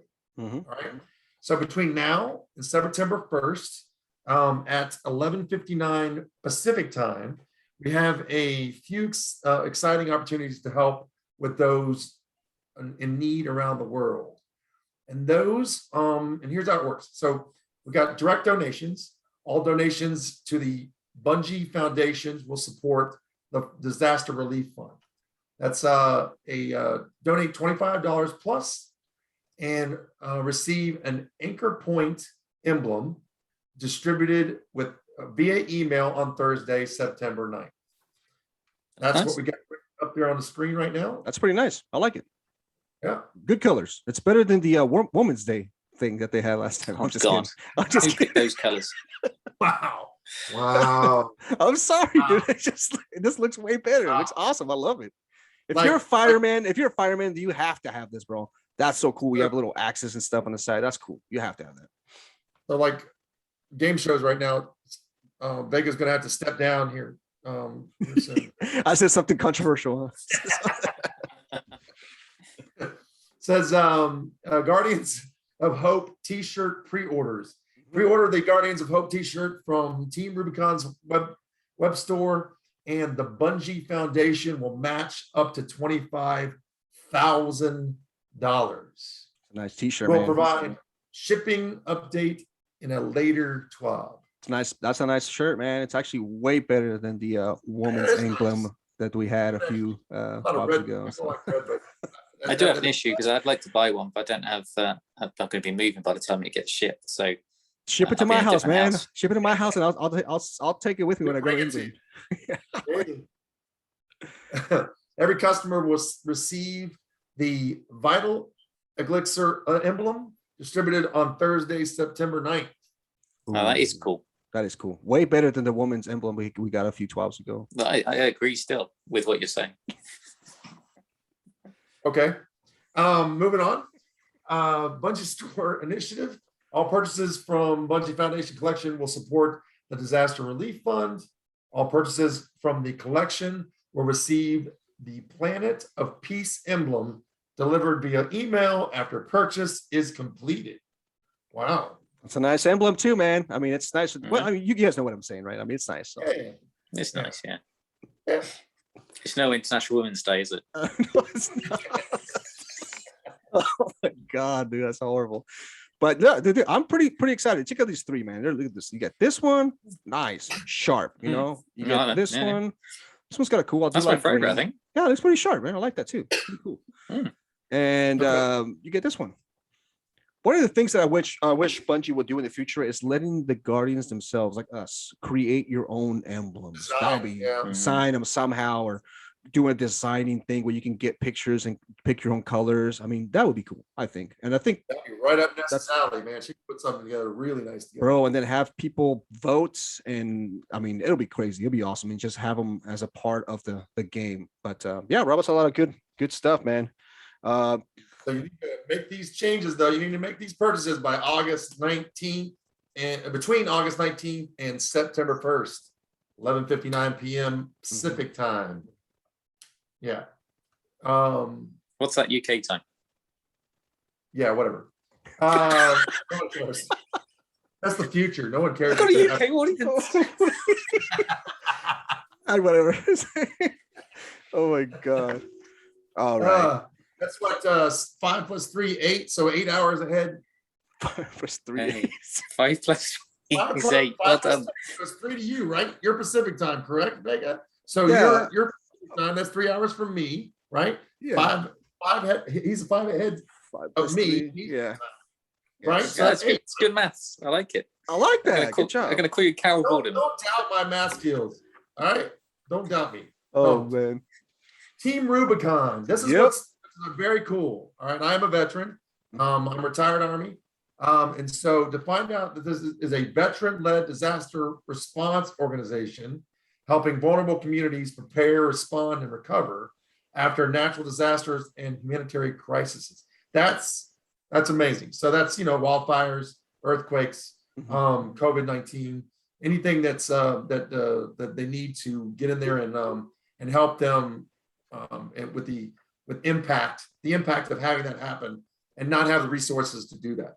That's fantastic.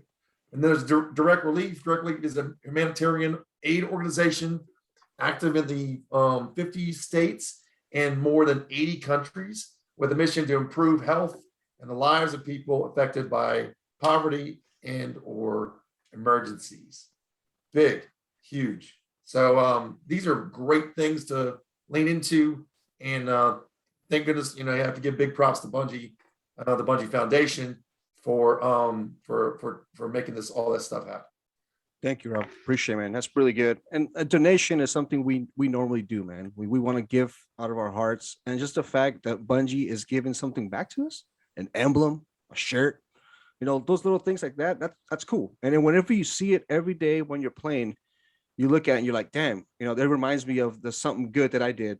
And it reminds you of something good that Bungie did back to you too as well, because they're rewarding you for your effort and your help. So thank you, Rob. It means a lot to a lot of the people that are going through those issues, But now let's talk about some artists. I know we have a couple artists that we are friends with. Ness, really good artists. I believe Snell dabbles in art. A couple of clan people. I believe Clone, he draws a little bit, pretty good. We have a friend, Ice Diamond. So yeah, we have few people that are really into art. But now we're gonna see some of the artists that Bungie is featuring this time. Check out these pictures, guys. Wow. Somebody drew that. That blows my mind, dude. That's cool. I'd have just taken a picture in the actual photo. I know, it looks pretty close to it. So if anybody's not familiar with this is the last area at the Vault of Glass, where you meet Papa Atheon, my man Atheon. He's there. My man Atheon. This one and right he here doesn't give you a mythoclass. It does not, yeah. This right here, I know what this looks like. And this is pretty much when you go into the portal on a override mission. You get to go through this area and kill the champion, get that little square, which I still don't know what those little square did. To this day, I think they did something. Maybe they spawned an extra ad at the end where you got extra things, maybe? I don't know. So that looks pretty sharp. Good job. All right, so let me tell you who drew this. This was Mike Stravrites. That sounds familiar. Mm-hmm. Okay. Lenny Ming did the one with the sponge side right here. We have Mike Poe, very easy name to say. Is this one right here? This is pretty good. This is where Rob and Snell spend a lot of their summer. Climbing that pillar right there on the left hand side. Yeah, oh, yeah. Every time I would log on, these guys will be in here for hours figuring out ways to cheaters figuring out ways to chip walls and stuff like that. But yes, this is an area where Rob and Snow are pretty familiar with. They helped a lot of people in the clan get their seals by doing some of these things. These are the expunge missions. Really fun to play this season. If you guys still got a record time solo. That's right. Rob's not it's unofficial, right? Unofficial. All right. Now we go to Thad Stephen, which this is a really cool art piece of I'm going to say the helm, a really useless space on Destiny. The guy's still welding down there in the right-hand corner forever and ever and ever. Still working, man. And I believe that this is a little different dynamic. This looks like a little kid. If you guys get a chance to look at the picture, and then talking to another person, or it could be a Lixney. You never know. But this is pretty cool. Pretty cool art, man. I like it. The one guy's still not wearing goggles while he's staring at the weld. So and there's still that guy that's got his iPad in his hand and pointing to his empty hand. I mean, come on. Oh my god, man. That's little things you look around. But check out these other artists, man. I have them popped up in here. This was the artist of the week that they were featured on Bungie. We were just talking about some of the artwork, so I wanted to kind of feature them. Dude, check out this girl, Pink Chaos, I guess. This is all with acrylics and painting and sketching. Check this out, man. I can just play it. That's all by hand, boys. That's all by hand. I mean, that's nice, isn't it? That's pretty sharp. Pretty cool. One of my favorite pictures is actually right here. This is looks like Mithrax ran a wave. I love that, man. That's so retro, so 80s, it was the 80s feel we got when we went inside the sponge missions. It's Tron, wasn't it? That's pretty nice, man. I love that one. That one's pretty good. So this one is a designed by the Janitor. That's his name. Pretty cool. Bungie community, the Destiny community and Bungie does a really good job, but showing them off. Destiny community has really excellent artists, man. You can never go wrong with what they create. So give props to those artists, support them, follow them on Twitter or any kind of social media they have. Now we get to the part where Rob's gonna tear it up. He's the man, the one only. We were just talking. He just had a problem with fusion rifles. Now I think he might have a problem with known issues and updates and 3.0, 0.3s, 0.0s. I mean, hopefully that kind of gives you a heads up there, Rob. I don't know what's going to happen in the next few minutes, but I may black out. So just be aware and be ready because. Well, we have to get ready. There's a special date. We have to be ready, Rob. So you're going to give us all the information, what we need to know. So there's updates that are going on. So let us know. Go ahead. Big changes coming, right? Mm-hmm. So when you try to log in on the August 24th, your birthday, by the way, happy birthday, Rob. My birthday. Thank you very much. Thank you. Yeah. Not celebrating my birthday. By the way, you will have plenty of time to celebrate my birthday if it's historically accurate to what we have dealt with in the past when they make updates to new seasons. So you got so on the 24th, they're going to dig into this maintenance update. So is that a specific time, 8 o'clock in the morning, the maintenance is going to begin. Then 25 hours later, we will continue up with the maintenance part of it. 8:45, they're going to, players are going to be removed from activities as usual. And then Destiny will be brought offline. And then 10 a.m. Pacific time, they will be available across all platforms and regions.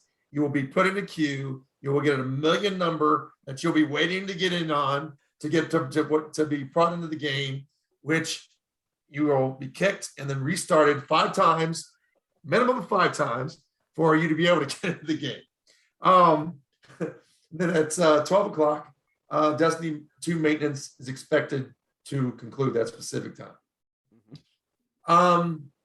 Below are some issues that will be resolved with the update. A complete list will be shared when the update goes live. But players will no longer receive the bird error code when trying to get to the Wall of Wishes. Yay! Yeah, that was the weirdest thing. Yeah. Getting booted all of a sudden, it was weird. The first time that happened. The Adept Big One's spec weapon mod will now correctly appear in the collections. Didn't even know that was an issue. I'm sorry. It is an issue. Yeah, you can't see it. Bounties, Valor, and weekly challenges will correctly gain progress in Crucible matches. Hooray! No, yay! Great. I'll be in Crucible sometime at some point, maybe. For more information, players should visit our Destiny server and update status help article. Yep. Now, you need to claim your rewards. Yep. I'm talking to you. Talking to you, Rob. I'm pointing at you. Talking to you. Wait, me? No, I'm pointing to others at the end of this camera. Except for I have, you guys, not us. You guys. That's right. You guys need to do it. Yeah. So, season 14 Bungie rewards need to be claimed. Season 14 seasonal challenges need to be claimed. Vanguard tokens. So when I decided to start bounty stacking, we had this discussion. Go back and look at your bounty stacks for those who like to do that, and make sure you didn't stack Vanguard bounties because they will probably not exist after the fact. You can still keep them just to be sure. You never know. Yeah, well, if they're not there and you're shy, then you should have cashed them in. For Valor rewards, those are the rewards on the top. Those as you progress in your Valor. Yep. There's those the different rewards you get at different levels. Make sure you claim those before the changeover. Infamy rewards, same thing for the Drifter. It's exactly the same thing as on the Crucible as Lord Shax. You need to make sure you claim those as well. of course, the splicer stuff is going away. So by virtue of that, all of the engrams and that you need to claim all those engrams because that's going to go away when the season changes over. Season of the chosen season pass items. That is when you go into the season pass itself, and the long items, or as you level up to 100, you need to go back and make sure you claim all of those items before it changes over, or you'll lose them as well. The ones that specifically people are mostly going to be delinquent on grabbing are the armor itself, because those, if you didn't have a chance to pick it up, or you couldn't pick it up because of whatever reason, then you need to get in there and get those done. And with that, I believe, and it says, the other thing is some people may have to use your Destiny Companion mobile app to claim these rewards. Is that after the fact, Snail? I don't know if that's or yeah. So that's talking about Season of the Chosen. This is not Season of the Chosen. This is so it's the season before last. It's the last time you can get it on the actual app. So usually the thing that's left there is the exotic cipher, because usually you can only hold one at a time, and usually people always got one in their vault. So there's one on the seasonal pass that never gets picked up. I keep forgetting them, but what's the point? I've got all the exotics. Yeah, exotics. Yeah, what's the point? Most of the exotics are farmable now, where you have to go to a specific area and get them. So they're not in the world, but it's pretty neat. Thank you. I got a question for you based on what you're about to talk about with crossplay names. Now, if I have a very unique name that doesn't need any numbers or anything like that, would it be #1? Can you explain that a little bit better for me? No. Thanks. That's a simple answer. Thanks. I have no idea what they're doing, but I'm going to read what they say here, because I still don't know if I'm going to be Snail #2268 #another number, because there is nothing telling me what's actually happening. But I'm going to read it verbatim, and then we might understand it. But I can't promise anything, because I've read it previously and still didn't understand exactly what I needed to do. But anyway, so as a reminder, crossplay will go live early in the season. Redacted, lost name maybe. So when players log in for the first time into the season, the name or whatever platform they've logged in on will become their Bungie name for when they play crossplay. So my mind said my name on Xbox is Wooden Snail #2268, which means it will stay as Wooden Snail #2268 because I have a hashtag and a number. Yeah. My issue is that my Bungie name is just Wooden Snail. So are they going to change my number because my name is Wooden Snail officially? Xbox give me a number because there's more than one Wooden Snail. I don't know. These answers will come soon to clarify. The name, the display name on the first platform the player logs in on to play Destiny at the beginning of 10 a.m. PDT on the 24th of August will become their Bungie name. So DontDieRob that logs on will be DontDieRob, as far as I read that. Me and Vega will be our names, but with the numbers. So we're ready, boy. We're ready. We're ready. So I don't think you'll have a number. I think the numbers will be for people who've got repeatable names. That would be good. So if there was more than one Wooden Snail or another Wooden Snail, then they'll have a different number after them. Right. I'm assuming. But I'm assuming because I don't know, because it doesn't really clarify what happens with Wooden Snails. Clear as mud. It's not name specific, unfortunately. If your name violates the code of conduct, DontDieRob, it will be changed to Guardian. Ooh, I'm going to report your name, Rob. That's very offensive. DontDieRob. What if I have a distant uncle named Rob, dude? I can't have you trying to kill him for me. Could be I'm a don't die, Rob. Or yeah.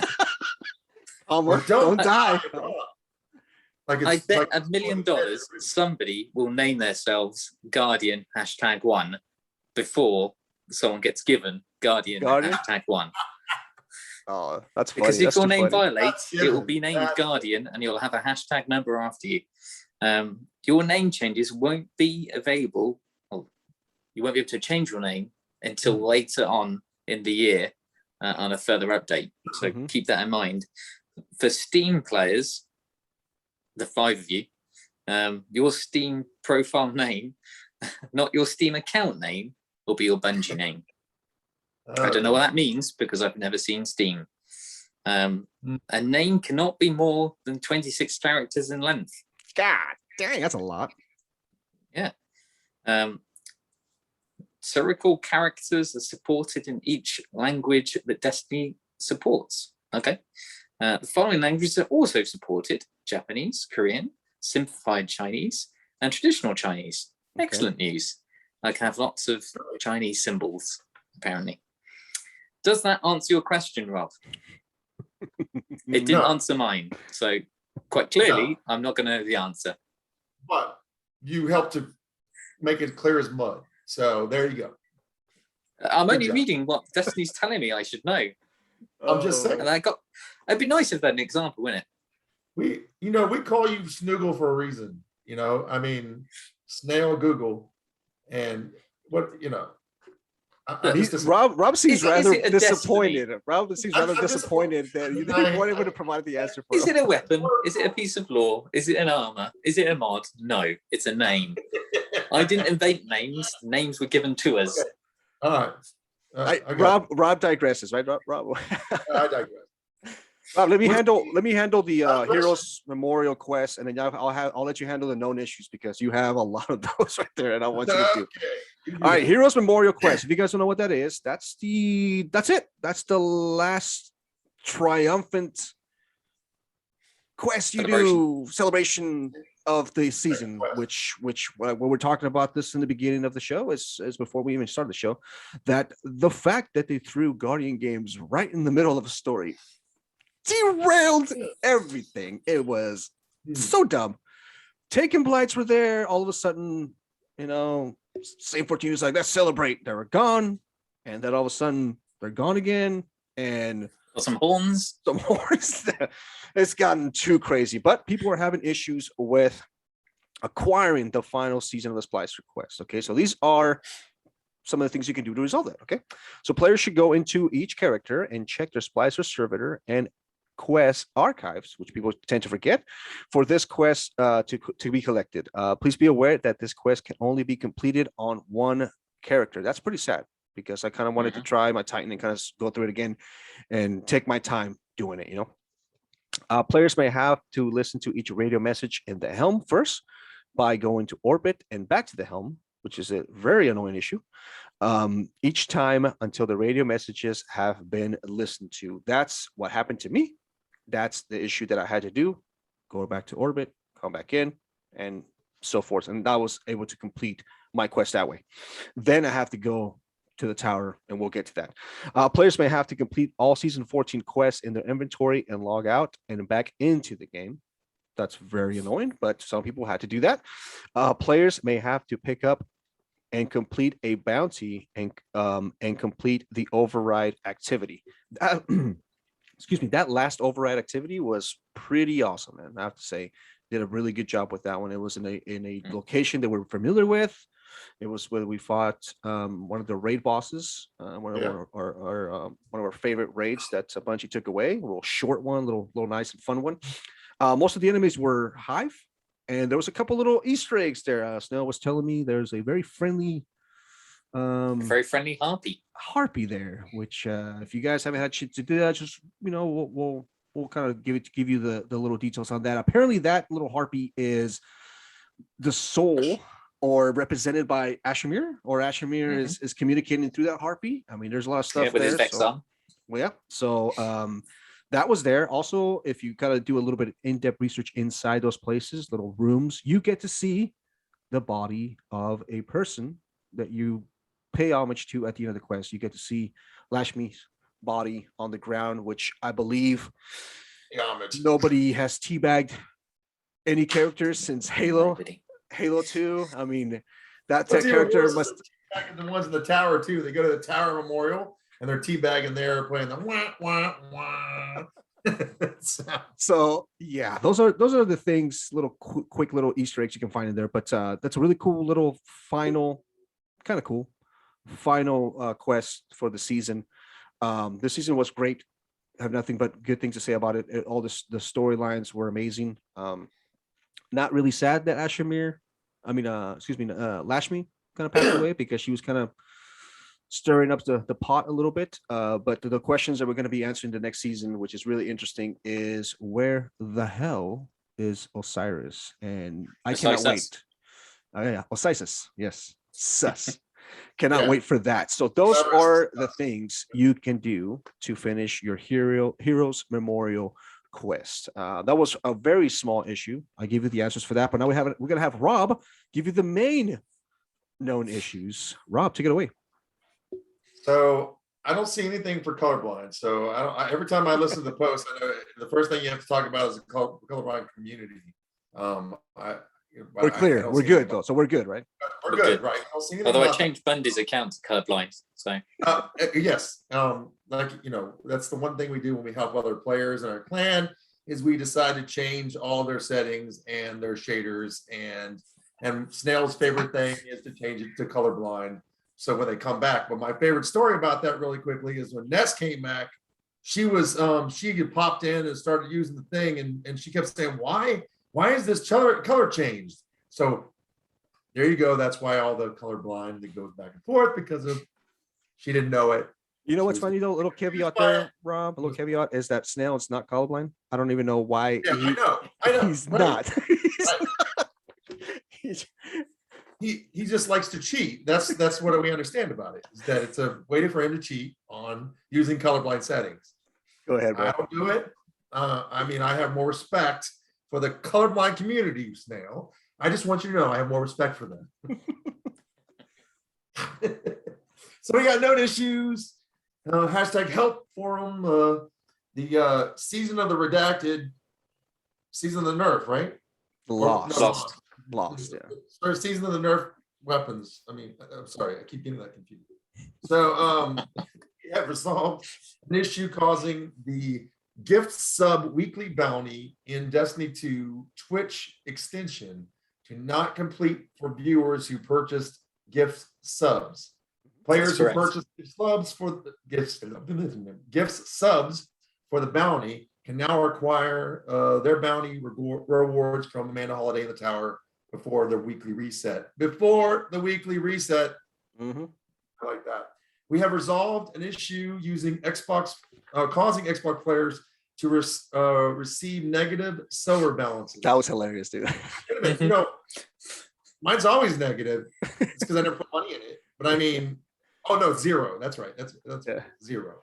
Players who had issues earlier should restart their platform and Destiny 2 app and log back in to verify. Players with a full inventory will not earn Season of the Lost seasonal currency, and the currency will not go to the postmaster. Mm-hmm. The Arbalest exotic linear fusion rifle will not work with anti-champion mods in Season of the Lost. In a future update, anti-barrier will be added as an intrinsic perk for the weapon. When charged melee is mapped to an input, changing the button layout will retain that mapping, because I guess that was an issue before. It's going to be an issue. It's going to be an issue. Oh, okay. It's the new melee is going to be 2 types. Mm-hmm. They can reset that for custom layouts and clear the mapping for charged melee to fix this issue. The Vex Fanatics Radiolarian fluid pool persists and continues to damage for about 8 to 9 seconds after the visual pool disappears.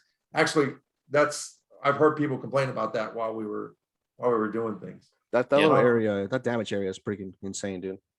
Yeah, it is. The elevator in the corrupted strike sometimes cannot be interacted with, blocking the progression of the strike entirely.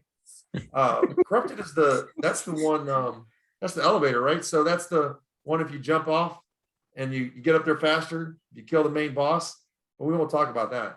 We kill the mini boss that's in there. Talking about the cheating ways for the Grandmaster. Look at this Cheating ways guy, gets it bro. done. Look at this guy. Still need You know that. what? Don't say nothing, bro, because it gets patched whenever we talk about it. Right? I'm not Snail. I'm not the one that gets things nerfed all the time because he mentions it. I'm not. That's not me. All right. They don't listen to me. Nobody listens to me because I've been talking to Bungie through my microphone for years now, and not one thing I've said has been heeded to. I'm just saying. Warlock with Noble Warp doesn't blink if hold Broken already. Huh? It's broken already. Yep. A second weekly Nightfall score stat tracker is present in the stats tracker. Interesting. Huh. I Okay. didn't even know that was an issue. No. For a list of emergent issues in Destiny 2, players can review our known issues article. Players who observe other issues like Vegas cheating should report them to our #help forum. Awesome. Excellent. Thank you, Rob. Rob, thank you so much, man. That's awesome, dude. Well, guys, that's pretty much 5 more sleeps, which actually 4 more sleeps for us, right? Because this is the next day. And the season's going to be here. Once again, we want to make sure you guys keep that date in mind. Rob's birthday, right before reset, August 24th. I believe it's going to be 8 o'clock, 9 o'clock Pacific, which will mean 3 hours to, oh my God, I'm doing math right now already. 9, 10, 11, 12, 12 Rob, 9, 10, 12, 12, 1, 2, 3, 4, 5 Snail, 5 p.m. Right, and then add 3 hours for being in the queue. So don't forget that. Yeah, but this is the actual showcase that they're going to be. So be ready for the showcase. It's going to be, they're going to explain a little bit about the season, maybe, but mostly about the future, which we're going to be looking forward to. They give little hints, video, then they'll talk more about Destiny. But that's really, really exciting. So that's pretty much the show, guys. A lot of stuff, a lot of information we got today on weapons. A lot of stuff that's we were kind of scared about were explained. You know, a lot of the perks that we were kind of had concerns about are fixed, I guess, or were talked about. Certain weapons that we're looking forward to, certain perks that we're going to get our hands on, certain weapons, new weapons that we're looking forward to. We're going to be doing a lot of dungeons, that's for sure. We're going to be getting a lot of weapons, our hands in some weapons that we haven't had in a long time. Maybe getting some new perks on them.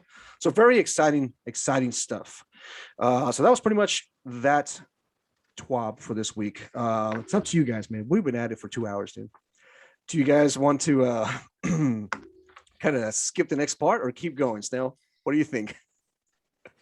Do you want to do like a super abbreviation of what's going on? I mean, we can do a mini one at some point. Okay. Don't worry about it now. Okay. These people listen to us drone on enough. You know, Rob's been talking nonstop from start to finish. It's been like having Ness on the show. That's your damn fault. I know, dude. I know. I've been talking nonstop. Oh, Rob, dude, we're gonna definitely have you back, Rob. I know next week's episode it's gonna be a little bit different because we're gonna be kind of reacting to the season. That's what we normally do when a new season comes out. We kind of talk about it, kind of react a little bit. I know some of the changes in classes are gonna be a little bit unique. Rob is a closeted warlock. People don't know that. That means that he mains a different character, but he's always kind of fallen back to the warlock to do certain things. Like I believe he considers himself a hunter main, but I believe he said, and I quote, "F them hunters, they can't do no Grandmaster Nightfalls." Right? Is that what you said? I didn't say exactly like that, but I did say that that I would not take a hunter and a Grandmaster, mainly because unless it may be Peak, but Peak struggled.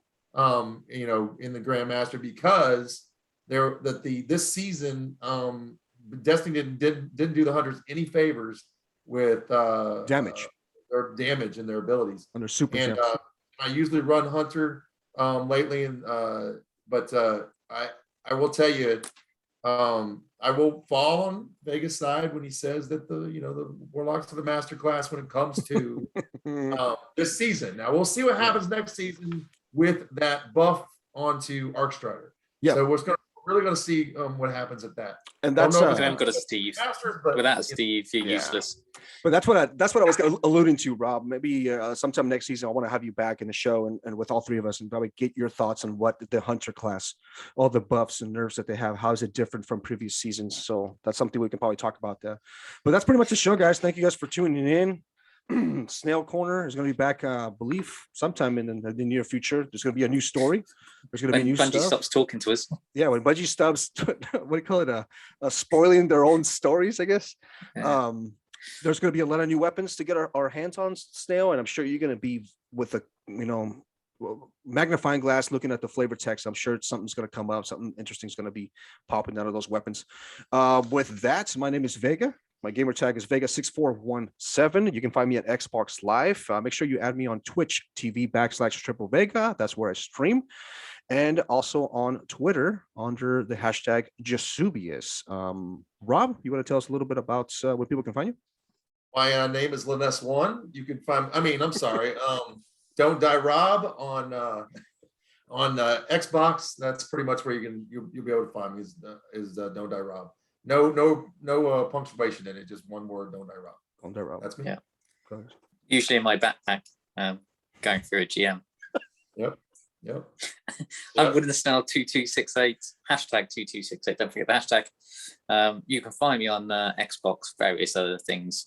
But yeah, come and join us. But please introduce yourself so I know you I'm talking to. Not just join us and then not talk to me because I don't know who you are. Yeah, say hi, guys. So you can jump. Our Say hi. parties are always open. Stop by, just add one of us and join in there and just start talking. Let us know what you guys are doing, and especially if you guys need help. I know Rob and Snail have made it their mission to help out as many people as they can, especially the next upcoming season, to get their Grandmaster seals. That's one of the things that they're really going to be pushing for. There's a couple days left in the season, and there's some people that may need some help this time around, and I know they're going to be busy kind of doing that as well. Thank you so much, guys. Episode 44, I want to say. Excuse me. Yeah, episode 44 in the books. With that, eyes up, Guardians, and always remember, When in in Rome. Rome Yeah, the cats. and the And pigeons. the birds. When in Rome, Pigeons. have a Russian accent. No, usually we just go, what? At What? the end.